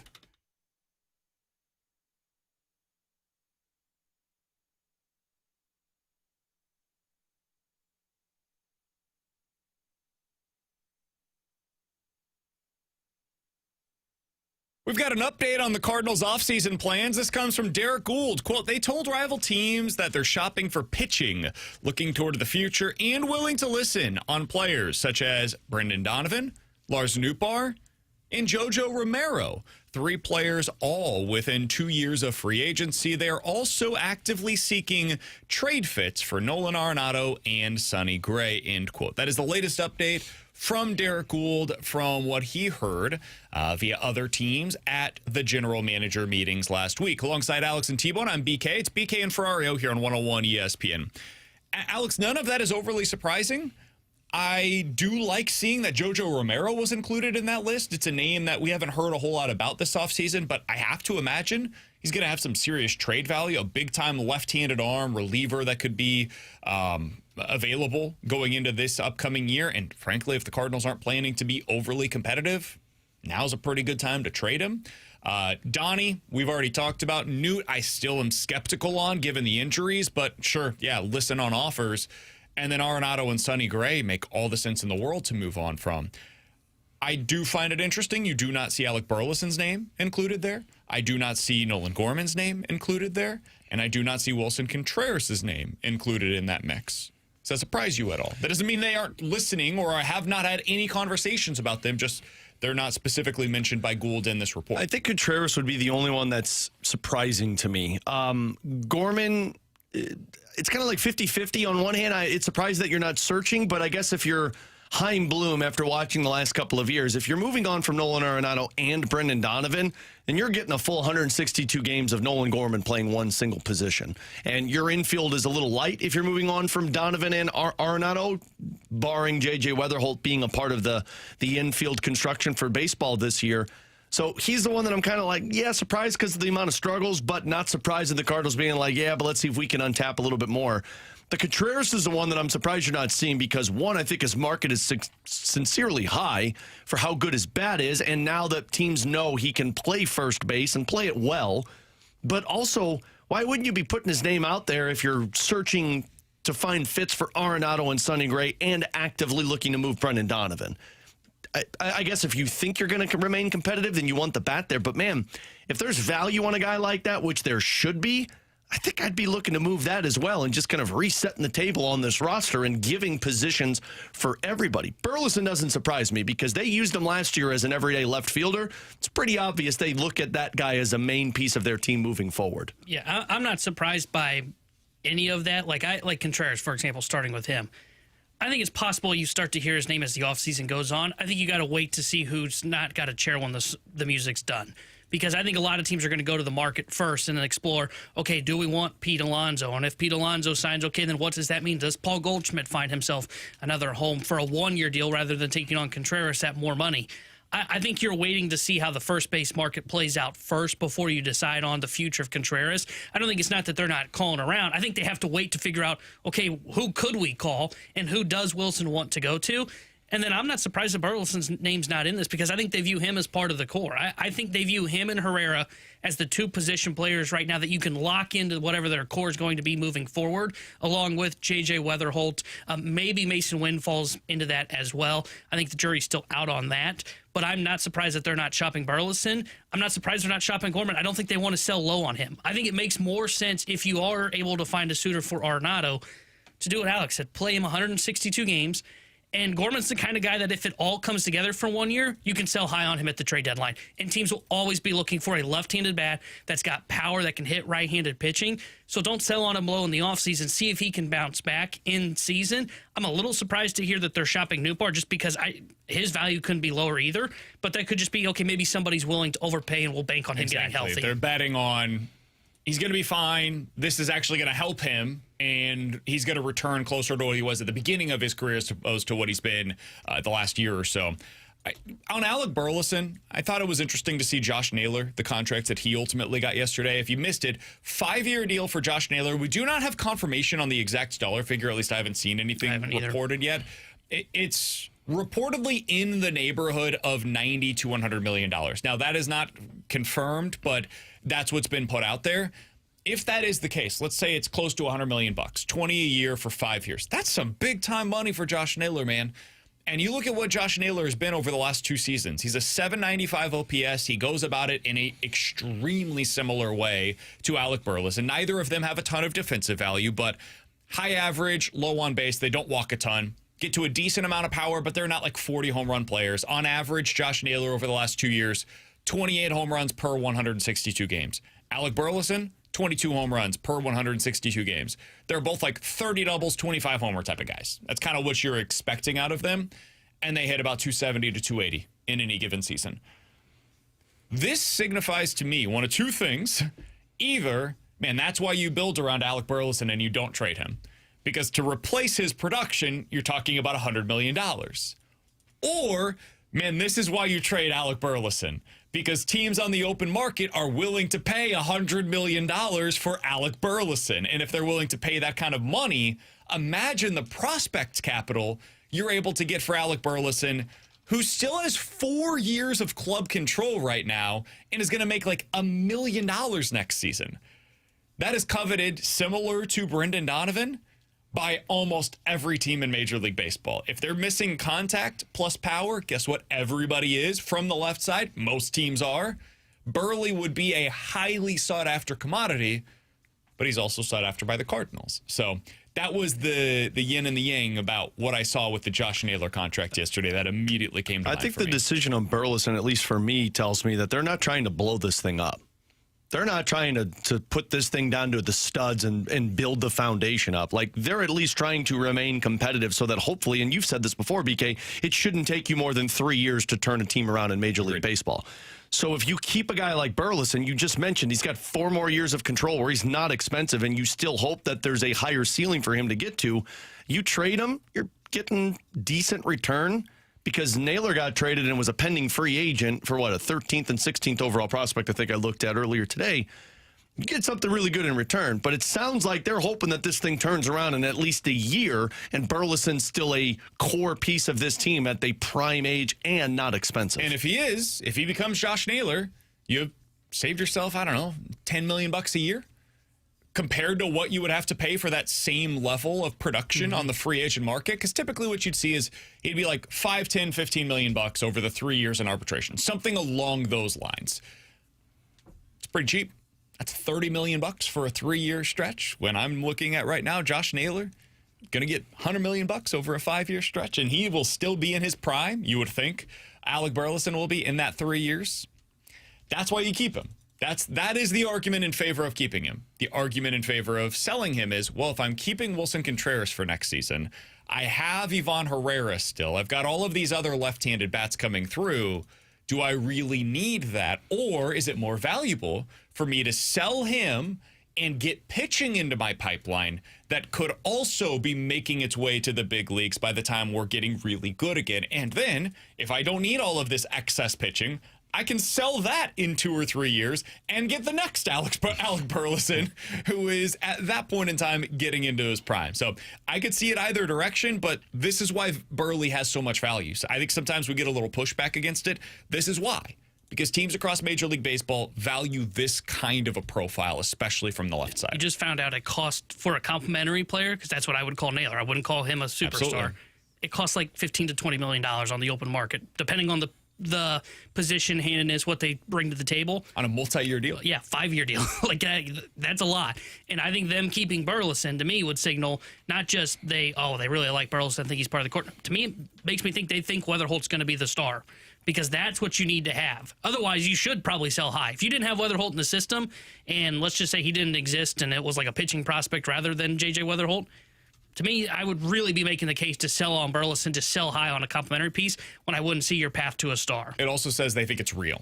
Yeah. They think the changes that he implemented to his swing this year, his swing decisions more specifically, they're real and they will sustain over time. Because if you didn't buy it, you'd get out of the Alec Burleson business as soon as humanly possible, because what he did this year was really impressive. And sometimes you can see it where, hey, 1 year, everything came together, it was good. They seem to believe it's more than just that, and that Burleson's going to be this kind of a hitter for the next 3 to 5 years of his major league career. If you guys want to read the full piece, it's over in Derrick Gould's piece in the St. Louis Post-Dispatch earlier today. That was the update on the Cardinals as they have left the general manager meetings. The next big date on the horizon is like December 2nd. That's when we're going to find out kind of what the QO situation is for every team. I think the 40-man rosters are this week. Tuesday. So Tuesday, you'll find out who's accepted the qualifying offer and the Rule 5 eligible players who they need to put on the 40. So they'll have some roster fluctuation over the next 24 hours or so.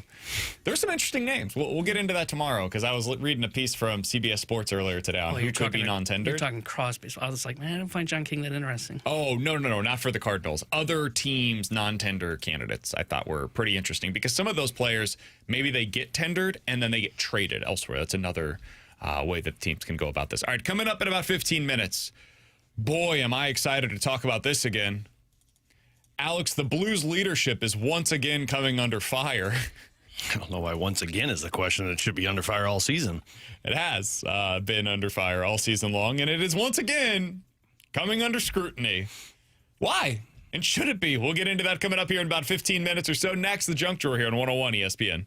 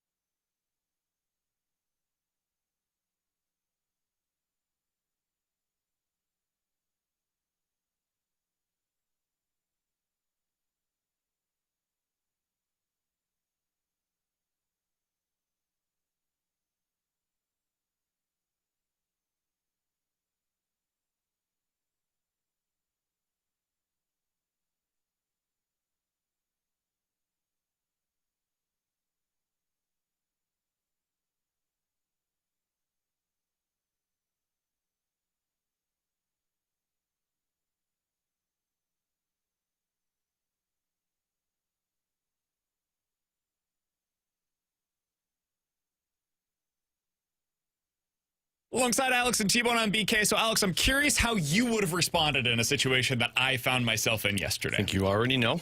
Okay. I actually think I do know, but I'm curious how it would have gone for you. So I was on my run. I'm running down the street. I'm on the side, and it's a pretty busy street, but there's a stoplight coming up. I'm over on the sidewalk. There's cars driving by. This is my same route that I go most Sundays. And suddenly I hear this, oh, like, what the hell was that? And I look over, and all I see is a kid with something hanging out, hand outside of the car window. He's in the back seat, hand hanging out, and he's got something in his hand. So I'm like, what in the hell was that? I look a little closer. It's some kind of a gun. I don't know what. I've got my headphones on. I just heard the poof. And so I start running.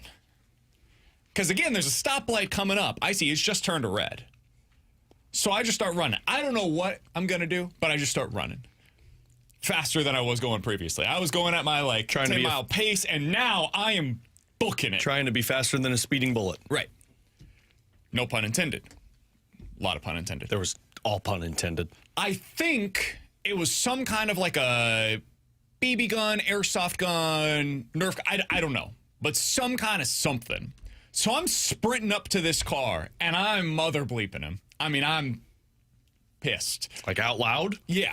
This Wow. is some kind. It's a bold strategy to do to not know what he has out of his car. He's a teenager. He's in the back seat, and I could tell, and he's just shooting it at people. At me, for sure. I don't know about others, but certainly for me. Probably a big fan of the show. His mom, thank God. All she did, she's in the front seat, she's driving, and she just looked at me, and I saw the motherly instincts come out, and all she said was, no! To the kid or to you? To me. And I was like, all right, I'm going to back up. I need to relax a little bit.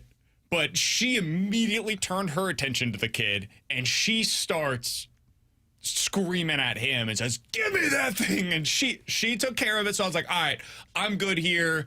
It's been taken care of. What is your response in that situation? Well, first of all, running. I wouldn't have let that one would have never happened. But First off, he's in a gym. Yeah, well, first off, the mom's not going to talk to me that way. I get it. I know you're going to handle you're it, the but mom, and there's I just got shot at by your kid. Sure. But there's some dude that's running towards your car. My initial instinct is, I got to protect my kid, right? I'll take care of him here in a second. I'll make sure I get to him. I got to protect my kid. I totally understood it from the mom's perspective. It was more than reasonable for her to say no. Still would have been in that spot, though, if you have that happen to you. I mean, probably what you did. Okay. Now, maybe not the mother bleep towards the car, because that never works out well. Fair. But I'm approaching that car, and I'm letting the mom know your kid's shooting people out the back seat. Why aren't you more aware of what is taking place with your child right now? That would be my first reaction. I wasn't thrilled. But, I mean, there's not much else you can do other than let your frustrations be known and then let the mom handle it. I'm sure that kid's going to be pretty jacked up by the end of the day after that, but he still. was in shock when I think he saw the light turn to red, and he was like, oh, bleep. Oh, yeah. Yeah, he thought he thought he could do it when they're leaving. It was green when he hit the I thought trigger. it was funny, and then he saw me running toward the car, and you could tell the face went. But again, if I'm in my front seat driving, how do I not at least have in my rear view window what my kid has in the back seat, let alone the window being down, what he's doing? That's the part where it's like, how did this even happen? So that's why I said, well, first of all, the mom's not going to tell me no. It's like, no, I'm going to let my voice be heard. And just got freaking shot at by your kid. What I would like to do is run up to the car. Was hot, T-Bone. Take the gun out of his hand. I don't get mad legit mad very often. I was heated in that moment. Yeah, I'm shocked you ran towards it. That's what shocks me. Because that's like the opposite of me. Yeah. I am a completely non-confrontational guy. It's probably happens to what you should do if you hear a pop. Fair. Yeah, It was I know kind that of a it's a fight or BB flight gun. situation. I had And a you fight or said flight fight. response. Yeah, apparently. And then his mom had a fight or flight response where she said, no. And then the kid, he was just sitting there like. He couldn't He had a flight. flight response. I don't know what to do there. I picture PK when the mom said, no, and he goes, sorry, my bad. At that point, I knew the light was getting ready to turn green as well, and she had turned her attention to the kid. All right, hopefully he learns a lesson out of this and doesn't do something stupid like this again. Someone made a really good point on YouTube, Matt, who said 100% that mom was just going to let it continue to happen, or she didn't know it was happening until you made it apparent that something was going on. I hope the kid learned something from it, because you can't be doing that, man. Not in the my world response today. was to run after the car. Somebody else's response could have been something far different that is far worse than what I did. I'd have gotten to the car and grabbed the freaking gun out of his hand. I don't even know what I was going Smash to. it. I had no thoughts that, I was the dog that was chasing the car. And then you caught the car and you I had didn't know what no to do. idea. I don't know what to do at that point in time. Thank God she said no. Otherwise, yeah, you could have seen a story about me on the news. I would have reacted, though, the same way, dropping some MFs towards the vehicle until I got close to it. We would have been sitting in the office. Man, where's PK? He must have gone to the DMV again. No, he's just different he's federal building. Might not be coming back. Coming up in 15 minutes, we'll get to our football pick'em reveal. A good week for some of us and not so good week for others. We'll get into that and tell you who had the bad week coming up in 15 minutes. But next, the Blues leadership is under question once again. Is that the biggest issue with this team? We'll talk about it next here on 101 ESPN.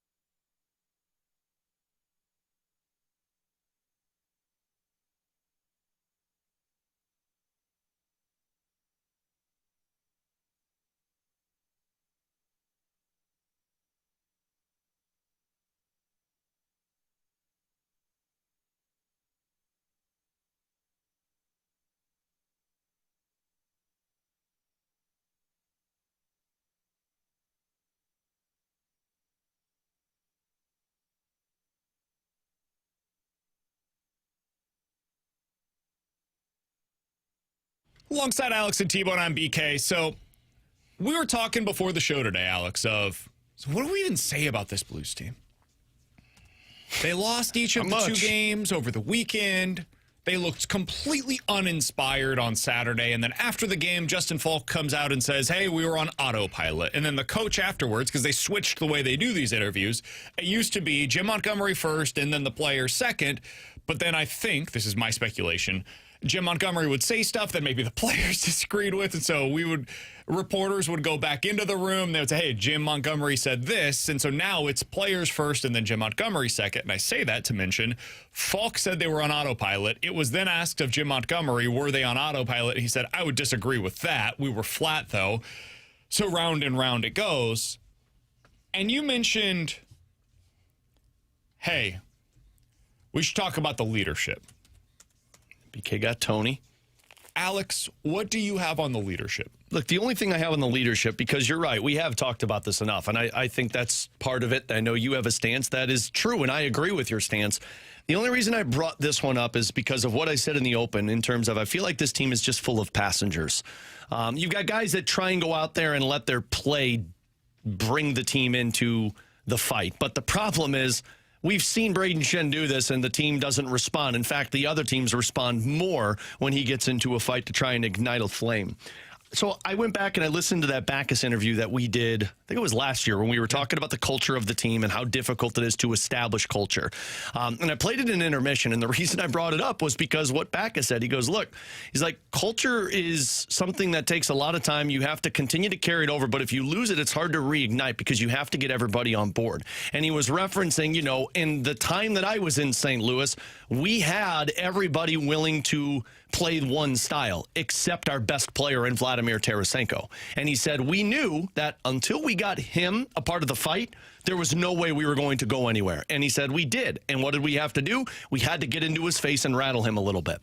That's where I start to just question where this team is at leadership-wise, because I don't feel like anybody's rattling the cage of these players. Nobody is trying to ignite the fire and being vocal about this, and maybe it doesn't work, but when you go back to what Backus was saying in terms of we had to kind of get into his face to get him going, man, it just feels like everybody is just kind of ho-hum about this to where, no, the bench is flat, but we got to be better. We'll be better. We're working on it. And I understand that's media speak to just answer questions and get done with it. But I just don't see any actions other than the coach actually out there shouting at these players to try and get them ignited. There's just no fight. There's no fire in it compared to what it was last year. So that's the only reason I brought up that leadership portion, was because of what Backus said last year when we were questioning it. Because at some point, you'd expect somebody who wants this team to go in the right direction to get fired up about it, and it doesn't feel like the players have gotten fired up about it yet. This is where I struggle, Alex, and it's because I think there is leadership inside of that locker room. I don't know how many times I have to hear somebody from either inside of the Blues organization or that covers the Blues say, man, I fear what would happen to this team if Braden Shen left. Well, if I value that, and I do, I think Braden Shen's a really good leader. Maybe it's more than just leadership that they're missing. Maybe they're missing good players. Like, I think there are teams in sports that have really good leadership and that don't win games. And it's not because of a lack of leadership. It's because they're not good. They're not talented enough. They aren't going out there and executing. And that to me is almost worse because it means your team's not good enough. And I think, Alex, we've now gone, how many games? We're at 19 games in right now? Yeah, I think that was their 19th that they played, or 20. Yeah, 19th. Since the start of last season, we have seen the Blues play more than 100 games. They have played well for, what, a 30-game stretch in that 100-game span? Yeah, I'd probably say so. Yeah, second half of the season. Maybe that was the outlier, is what they did after that Four Nations face-off, where they came back and everything was going in the same direction, and it worked, and it clicked, and for whatever reason, man, they went on a miraculous run, and it was awesome to watch. I loved every second of it. The playoff games were electric here, but what if that's the outlier for this core? And what if the core just isn't good enough and they built around the wrong dudes? And I'm not saying that because of playing style or leadership or anything like that. They're just not skilled enough. They're not talented enough. They're not good enough hockey players. That's my intrusive thought. If we want to go back to that again, that's my intrusive thought right now, much more so than like a lack of leadership or something like that. It's a fair one. And I mean, the hard part that I come to with that is I've seen these guys at their best. We've seen them at their best. We've all agreed that Robert Thomas is a top centerman in the game. Even NHL believes it, considering he's like a top 10, top 15 guy. Jordan Kyrou, we have talked ad nauseum about how he's somebody that could get you to 75 to 85 points. He's a 40-goal scorer if he wants to get there. We've talked about Parayko. Finally, Dom has acknowledged him. We've talked about the goaltend. They've got guys who are considered some of the best, not in the game, but some of the top players in the game. But I would say Robert Thomas is a really good number one center. I wouldn't put him in that elite category. I think he's really good. I think Jordan Kyrou is a really good winger. I'm not even sure that he's a top-line winger on a championship contender. I think he's more of a second-line winger on a championship contending team. I don't think that they have anybody else outside of Robert Thomas that would be on a top line on a championship contending team. Maybe Holloway? Maybe. Maybe Neighbors? Maybe, depending on who his line mates are. Like, could Neighbors go on that top line with the guys in Edmonton? Sure, and he'd probably have some decent success there. But he's the third piece. I think they've got guys, too, that are like Snuggerud looks like he's going to be it, but it's just not right now. I think they've got these guys that can be it. The problem with all of this is consistency. And I don't know. That's what the best players are, is consistent. But the best players in the world, every single night, look similar. Yeah. And if it's the talent that they're not there, well, then that's a problem in itself, and that's a front office decision that you banked on the wrong horses. I've seen it in a stretch, though. Sure, maybe it was just 30 games, and that was the outlier. But when you see it, and when you see it that they could play at that level, there's a reason why the inconsistency is there. And whether it's the individual. The Cardinals. How many times have we done this with the Cardinals where they'll play well for a month, and we're like, that's not the real team. The real team is the one that we saw for the other 4 months. But with the Blues, it's the opposite. The Blues, for some reason, we do this thing where, no. What you saw for 50 games, that wasn't real. It was the 30 games that told us the truth about who it was. And the reason why is because the Blues had the tiebreaker over the Calgary Flames, and the Cardinals missed the playoffs by a game. Like, I just don't know if that's us being consistent here. You know, the Blues last year were every bit as inconsistent as the Cardinals have been. They were the 2021 Cardinals who went on this unbelievable 17-game winning streak to make it to the playoffs. But a lot of people looked at that team and said, it's fraudulent. It's not real. What you saw was nonsensical. And then they get to the playoffs and they do nothing. They lose in that first wildcard game because they get walked off. Alex Reyes, we know the story. And you look back on it and you're like, they didn't even do anything once they got there. Well, the Blues also last year didn't do anything. They lost in the first round. So that's where I'm struggling, Alex. I think that's where it comes down to leadership, though, because it comes down to the individuals making sure that they're being the proper leader and establishing the same culture and being consistent. What if people don't want to be led? Then you've got problems and you got the wrong leaders, which I'd question the leadership. If you're not willing to be led and willing to be consistent every night, then that's not the right type of mentality you want. That's not on the leadership. That's on the guys in the group. But what I'm saying is the leadership are your best players. I'm not talking about just Shen and Falk and Parayko. I'm talking about Thomas and Kyrou and Buchnevich. But are those guys the leaders? They're supposed to be. They're your best players. They're the ones that are paid. They're the ones that are playing the most minutes. I don't think your best players are always your leaders. I think in hockey they are. I think in hockey your best players are the guys that go out there and consistently put the best effort out every single night. And I don't know if you can say that for your three guys that they have relied upon in every situation for 4 years. Because when we talk about leadership, I'm talking about Shin and Parayko and Falk. But that's what I'm talking about here. Just so I should clarify, because that's an important factor here. I'm not talking about Thomas and Kyrou and Buch. Those aren't the guys that are the leaders on this team. Well, Thomas is one of them. Thomas is the guy that wears the letter. He is the guy that's in the same category as Braden Shen and Colton Parayko and Justin Falk. Has it felt that way to you? That he's in the same conversation with those guys? Yeah. I mean, yes. Whether it's based upon performance, body language, attitude. And that's what no, it hasn't. And he should be in the same mindset as these other guys, but it doesn't feel that way. He's the one that's in those meetings with Jim Montgomery, with the coaching staff, making sure that things are getting changed for the players. You could say Jordan Kyrou isn't if you want to go down that path, but he's also paid $8 million. And leadership also isn't just wearing the letter. Leadership is the guy that's going out there in the most pivotal moments of a game, and he's not coming through for the players. Pavel Buchnevich is in that as well. He's the guy that Jim Montgomery relies on in the final moments of a hockey game. He's the one that's on the penalty kill. He's the one that's on the number one power play unit. Like, those are guys that may not be wearing the letters and may not be the grizzled vets. They're the ones that the team has basically said they're our leaders moving forward. Well, they've got the wrong leaders then. And that's why I think you get to the point where you start questioning it. I was going with different players as the people that I was honing in on. I maybe didn't clarify that as much as well. No, it's totally fair. If we were just talking about different players, saying different things about different players, I think we agree on both of them. Mm-hmm.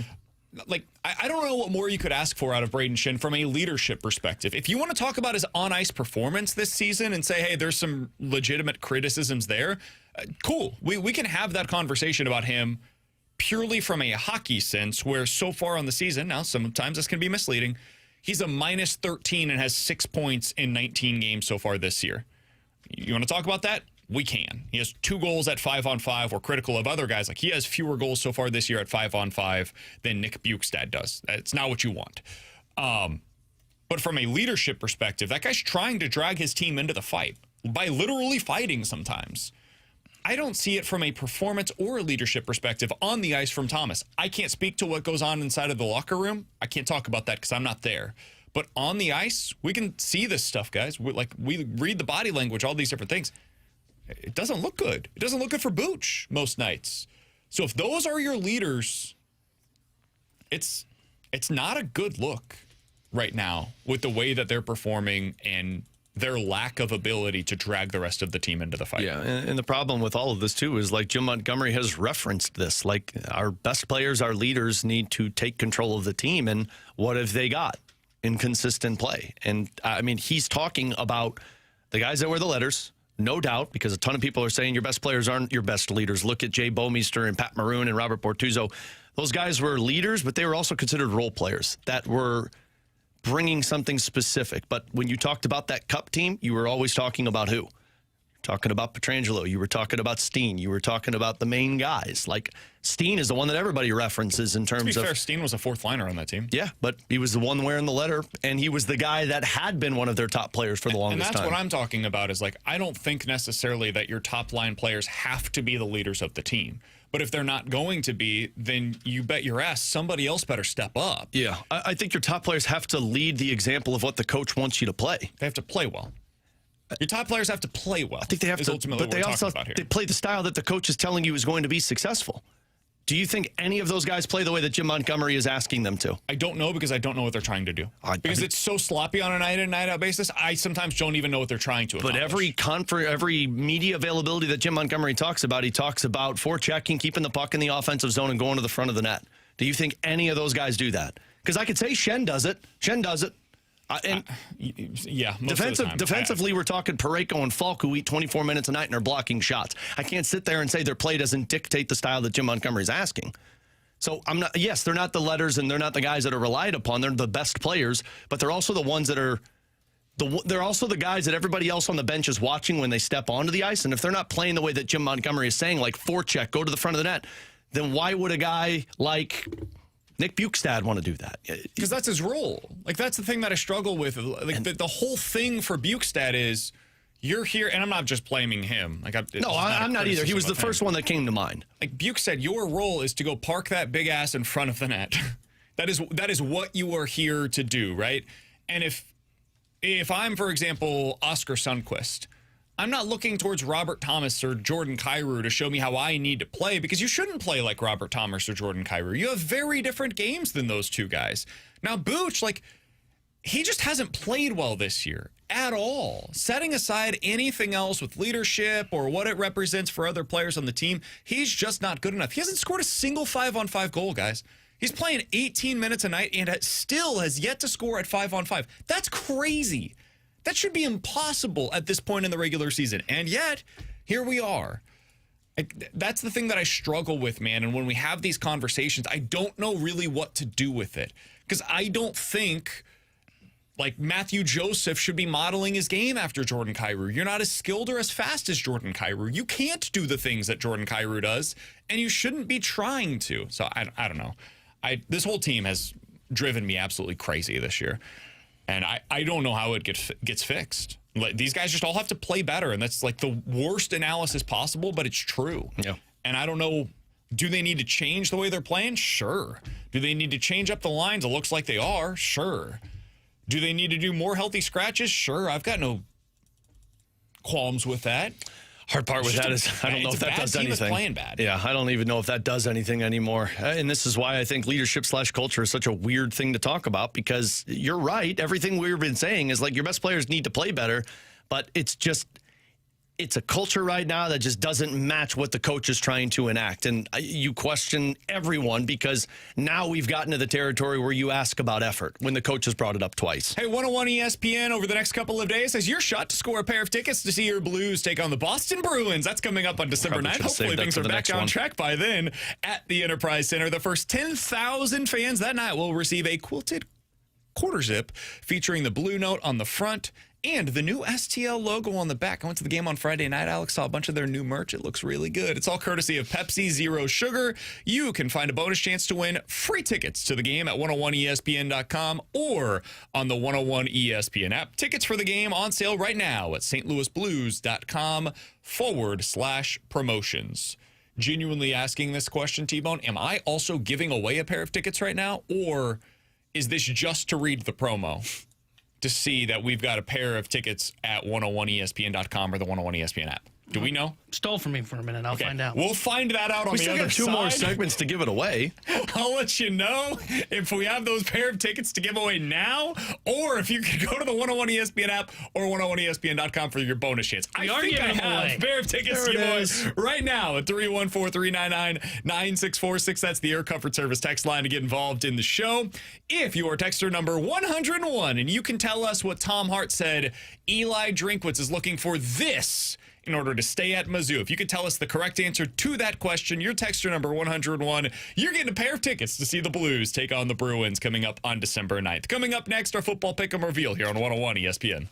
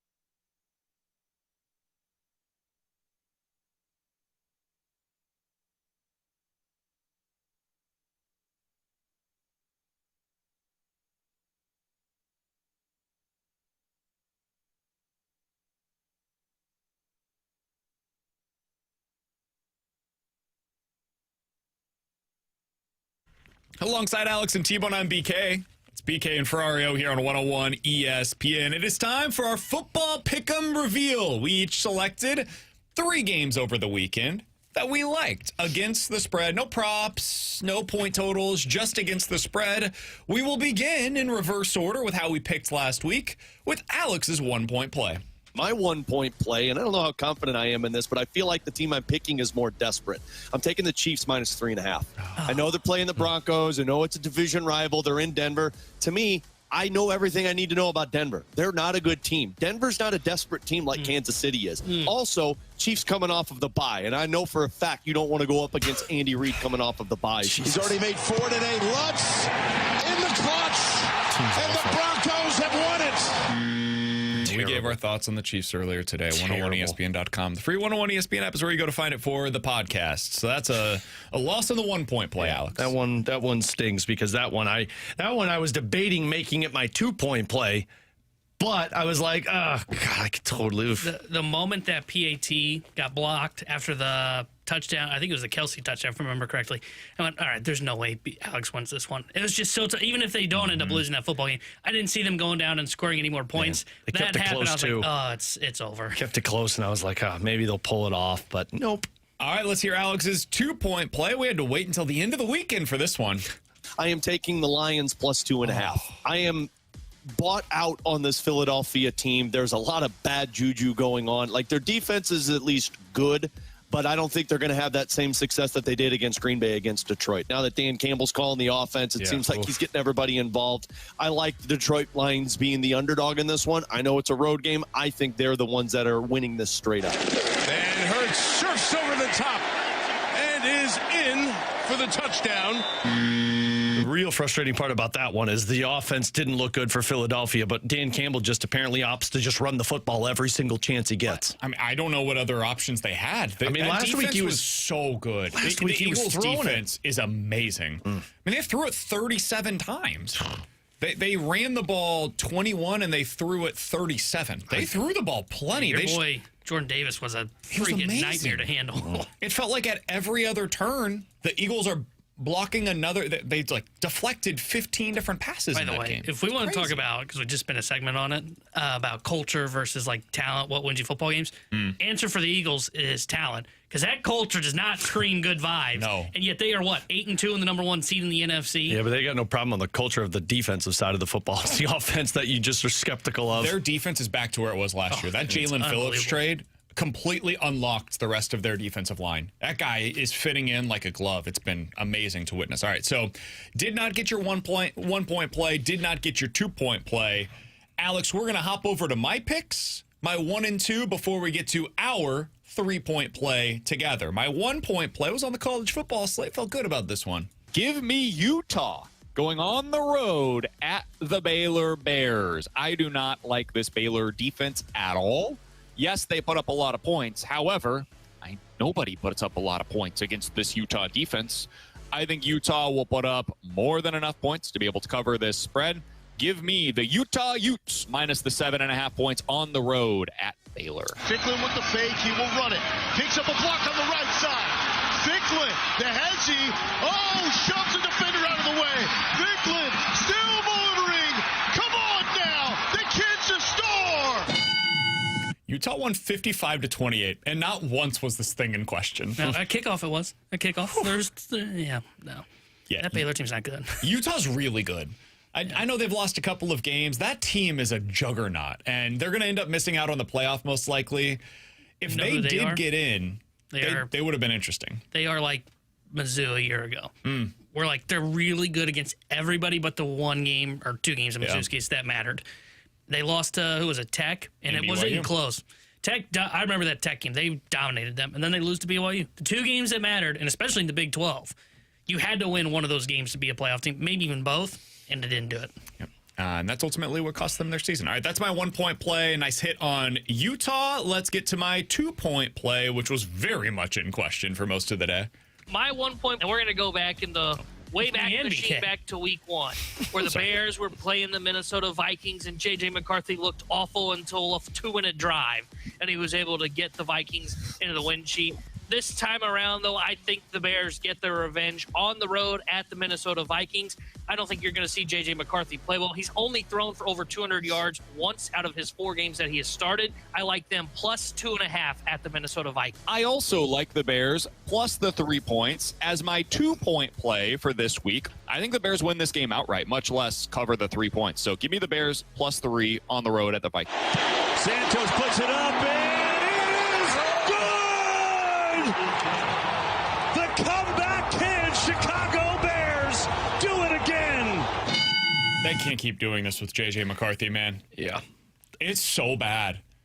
I'm like, I want to go give him a hug because it's that bad. He's missing guys left and right. Wide open, guys. I got to imagine Justin Jefferson is thinking, what the bleep am I doing? And he tried to make everybody aware of it over the summer. They're like, hey, what should expectations be for J.J. McCarthy this year? And he said there should be no expectations. Man, he was right. Wild that dude said, I want to opt to spend a majority of the rest of my career here with 0 chance at a Super Bowl with that as your quarterback. He's paid handsomely, so that's what the money's for. I guess that's all that matters. Oof. Yeah, that's a nice hit for me and T-Bone. T-Bone got his 1-point play. I got my 2-point play. So I'm off to a 2-0 start. Alex off to an 0-2 start. Let's hear our 3-point plays, Alex. The 49ers are a 2.5-point road favorite against the Arizona Cardinals. And I will be backing Brock Purdy. I'm going to switch mine. I'm not going. I originally would want to, but I know this BKO thing is real. I'm actually going to go with the one that I was also confident in. I'm taking the Jaguars plus 3. Rewind. No, I never took my finger off the chest piece. You didn't say anything until I had mentioned something. Are you mad? Yeah. Do you want to go? Do you want me to switch it to the 49ers? Yeah, I think I need to go with the 49ers. All right, man. Yeah. I think I need to go with the 49ers here. I Then hate go that for you're it. going with it with me, though. I'm sorry that I think the 49ers are winning by 6. Worst case scenario, though, you either don't gain any ground on them, period. I know, but it's the tiebreaker one, and that's the part that's so Alex is pouting. frustrating. My toddler does this. I know. I wasn't pouting. Purdy floats it back to the end zone. All alone is George Kittle. There we go, Alex. Hey, you got a winner no matter what. Back-to-back weeks where I opted to go the opposite or a different play, and they both would have hit. Oh, so yeah, it didn't matter either guess it's way. We both get a 3-point play. Hey, can I get a round of applause, please? Yeah, that's an undefeated week right there. CK over here with a 3-0 week. That's a 6-pointer for me. Impressive. Woo-hoo! I think that's the first time it's ever happened. And you didn't Might be have the to last. sweat really, except for that Bears game. And Your even other that two one, were- like I had to sweat the win, but they were going to cover. Yeah, that's true. Yeah, you had a really good week. I am Thanks, shocked. boys. I am every bit as surprised as you are. glad Let's I get got to that T-Bone. 3.1. He had his 1-point play. He had the Bears. Let's get to the 2-point play. You know his 2- and 3-point play, Alex, always are in the college football side of things. My 2-point play going to college football. It doesn't feel like a trap game because there isn't anybody left that's hard on their schedule. Give me Ole Miss minus 11.5 at home against the Florida Gators. The Gators have given up on the year. They benched DJ Lagway, I think, last game or 2 weeks ago. You can't trust the Florida offense doing anything. Ole Miss is going to get their points. They're going to easily cover this spread. Lagway dropping. He's going to take a shot. Looking for start advantage. Stride at the pylon. He's in for the touchdown. J. Michael Sturdivant. The deep shot from Lagway. And another answer by the Gators. You were fortunate to get the win, much less the cover. I know. Anywhere close to a cover in this game. Yeah, they didn't show up at all in that game, Ole Miss. They kind of sleptwalked through it. And the reason I said in that clip, like, oh, hey, they don't have anybody that they should be, like, looking ahead to. Their final game, I think they're off this week. And then they have the Egg Bowl with Mississippi State. Like, They're going to win that one. Yeah, I know. That's why I thought, okay, they'll take care of business. They know they can't lose a game. I think the coaching stuff sometimes gets to these teams, man. Yeah, I think Especially you're when the right. team you're going up against is the team that your coach might leave for. Yeah, that's kind of awkward. Yeah. Yeah, I think there was something to that. I was frustrated. And there was a revenge spot, too, because you said Florida beat Ole Miss last year, excuse me. Unbelievable. Lane Kiffin, he should get kicked out of town. Send him to Florida. Your last game. Let's just This listen. one was over at halftime. My 3-point play, I'm sticking in the SEC, and I am going with the Texas A&M Aggies once again, like I did last week. This time they've got South Carolina. 19.5 is the spread. I don't see a scenario where they do not cover this. South Carolina is awful. Sellers is not going to be protected against that blitz that's coming from A&M. and A&M's going to get their points. I think they could win this game by 4 scores. See if the Gamecocks play it conservatively here. Sellers flipping it across the middle for a first down. Harbor's got great speed. The track star is free. Inside the 30. Inside the 10. Into the end zone. Touchdown, South Carolina. For an 80-yard touchdown to make it 26-3. I was kind of right. Somebody went up by 4 scores almost. We got a text. Bears only won by 2. You didn't cover the spread. Spread was 2.5 or 3, right? Yes, they were plus 3. They had to lose by fewer than 3 points or win outright in order to cover the spread. So that's why. Texas A&M minus 19.5 didn't quite cover. No. Yeah, I knew that one was over. Got the win, though.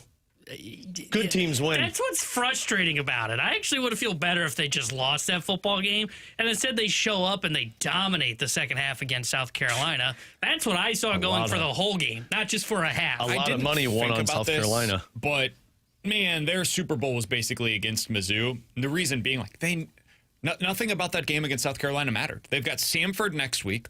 Let's be real. And then they finish out the season at Texas. Even if they had lost to South Carolina and Texas, they're still in the playoff at 10-2 with one of those 2 losses coming on the road at Texas.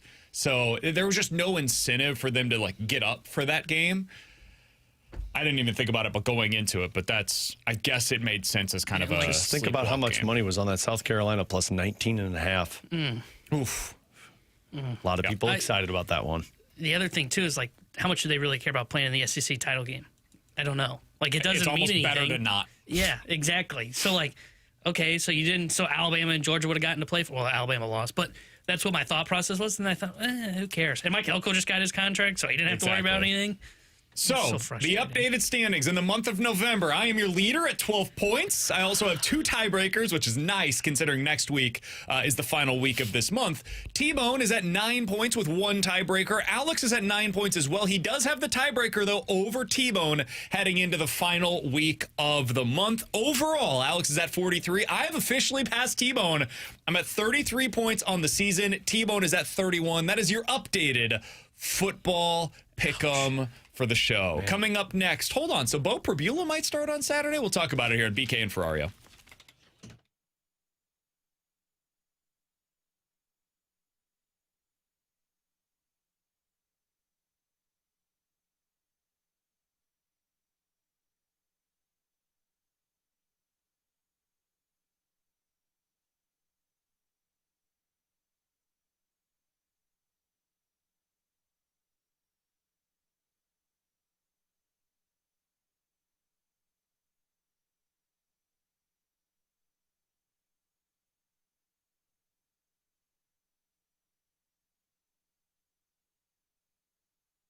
Alex Ferrario with you to talk about my friends out at Ted Drew's as we are inching closer to that holiday season. You know that those Christmas trees are going to be out in the parking lot at Ted Drew's soon, so make sure you keep that on the schedule and the calendar. But there's still time to enjoy this fall weather and go out and get that famous frozen custard that has been a St. Louis tradition since 1929. Ted Drew's just off of Chippewa, open daily, 4th-generation, family-run business that has been built on quality service and a love for St. Louis. They've got that delicious, rich and creamy texture for the custard, perfected recipe, premium ingredients, and the passion for creating an unforgettable experience when you go out to Ted Drew's and try that frozen custard. They've got specialty flavors for you. You can mix and match, buy it in the quart size, bring it home, have it for all of your upcoming holiday parties that you're going to be participating in. And while you're there, make sure you walk across the parking lot, check out the Ted Drew's Historical Museum that they've got memorabilia and souvenirs from St. Louis tradition, St. Louis Ted Drew's tradition,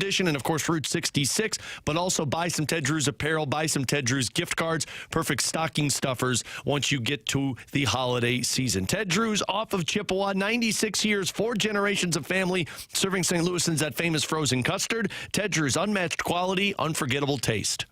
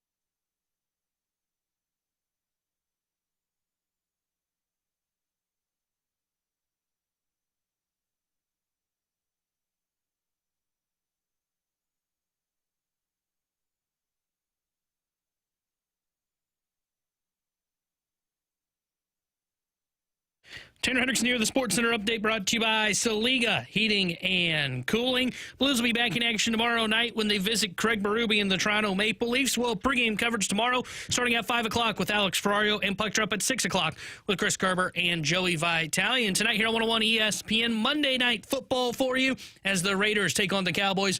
We'll have pregame coverage starting at 6 with kickoff at 7:15. The Sports Center update is brought to you by Saliga Heating and Cooling, a Daikin heating and air conditioning dealer.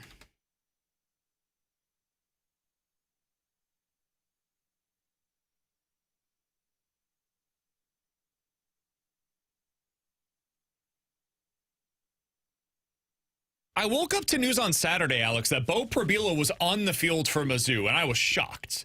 I know on the injury report last week, Beau Pribula had been listed as doubtful instead of out.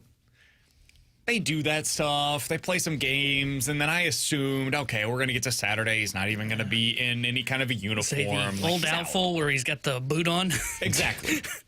And then he's out there like sprinting before the game, going through his full warm-up, had nothing, like no boot, no protection, nothing. Just looked like Beau Pribula was ready to go.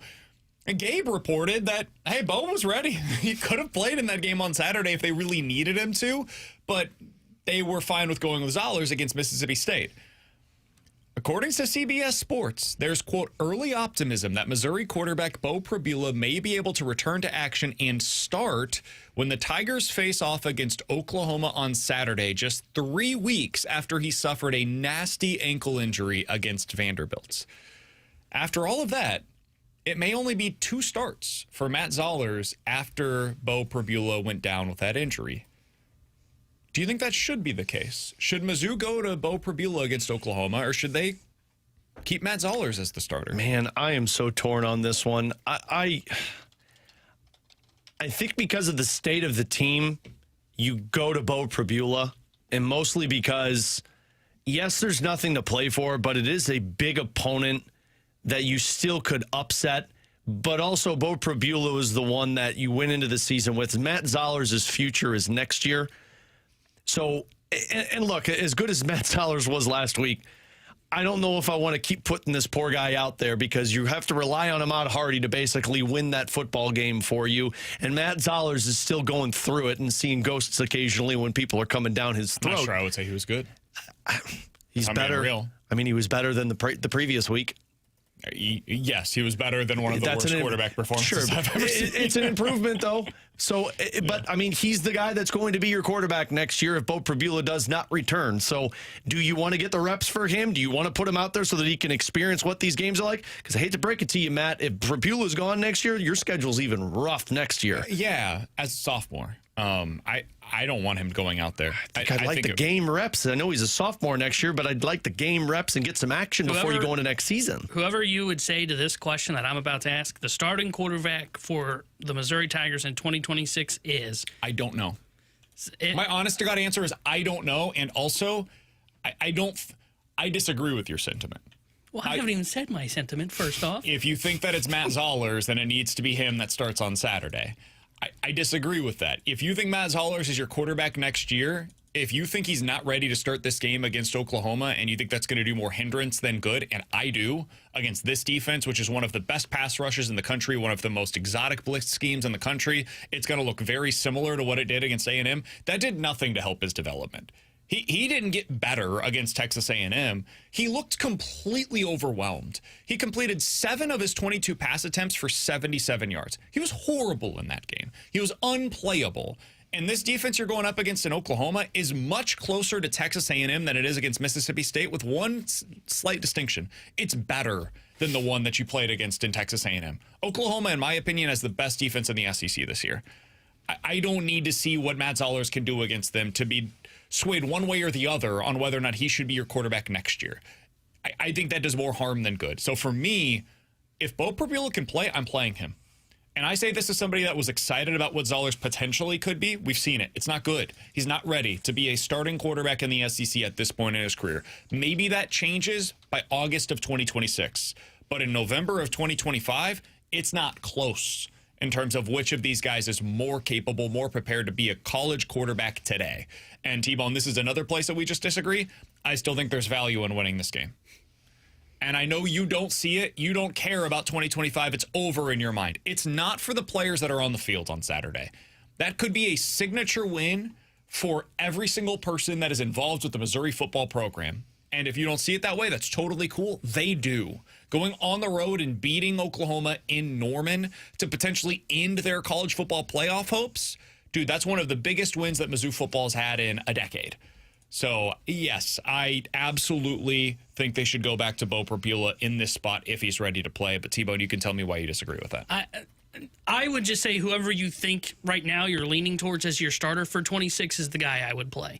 And if your answer to that is, man, we really think Zollers gives us a better chance as he starts to mature through the college game, we think he's going to be our starter in 26, then I would go to Zollers because I do think this is more valuable getting reps. I understand he will look lost. I'm not denying that. Like, I would be shocked if he played well. But I don't know that it would really stunt his growth significantly. I think it would be a great building block for him to have because I think this is better experience than getting experience in, like, the spring game when you're going up against your own teammates. I think this is better. Teams can have to prepare for you more.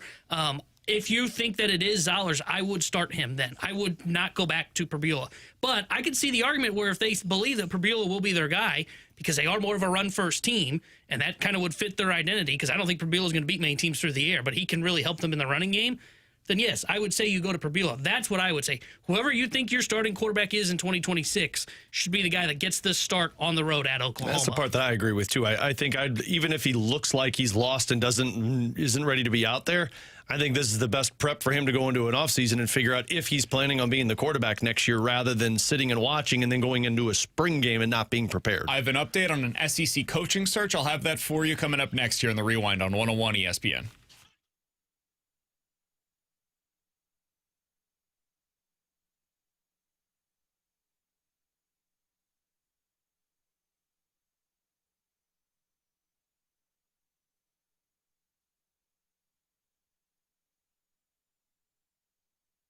Hey, it's BK. It's time to unlock your inner champion. The place to do so is with Victory Men's Health. Check them out today at victorymenshealth.com. They will help you become the best version of yourself. For some, that's low testosterone symptoms that you're dealing with. For others, maybe it's erectile dysfunction, weight loss goals that you're trying to meet.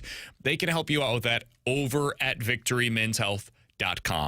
Don't wait another day. Go to the website right now and book that first appointment. Get this started before you get to the holiday season, and you can unlock your inner champion. By the time you get to the first of the year, the new year, you're already going to be started on whatever those goals are for you. They can do that for you at Victory Men's Health. They also have vitamin infusions. They've got a supplement shop. They send me my supplements each and every month. Comes in the mail. It's amazing. I don't even have to go anywhere. They just come each and every month to my doorstep. They also have a red light therapy program. They have cardiovascular testing. It's all at their 4 locations across the St. Louis area: O'Fallon, Illinois, O'Fallon, Missouri, Sunset Hills, and Town and Country. You can check them out today at victorymenshealth.com. That's victorymenshealth.com.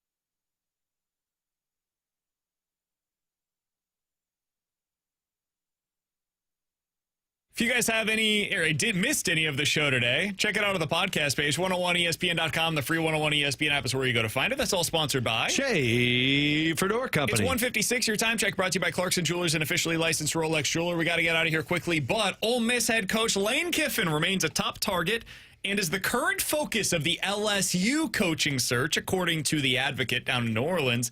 LSU officials today arranged for a plane to pick up several of Lane Kiffin's family members in Oxford, Mississippi. They flew with Kiffin to Baton Rouge to tour the city.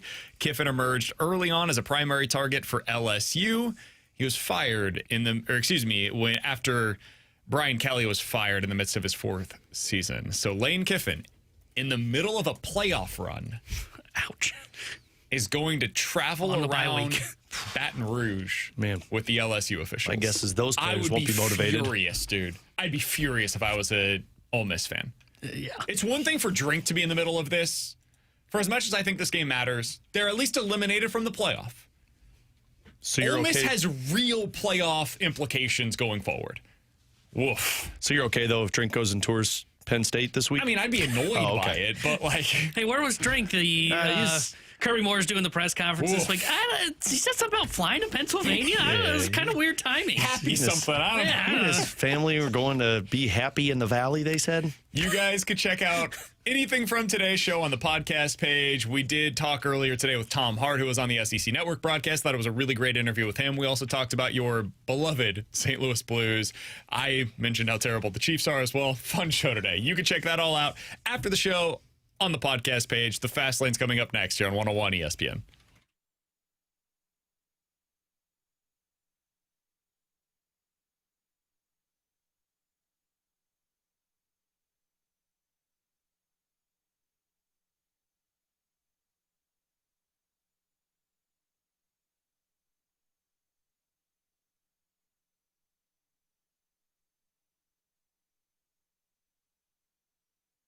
Alex Ferrario with you to talk about my friends out at Classic Air Cares. Now we're starting to get into that consistent cold weather. That means that HVAC system, the furnace,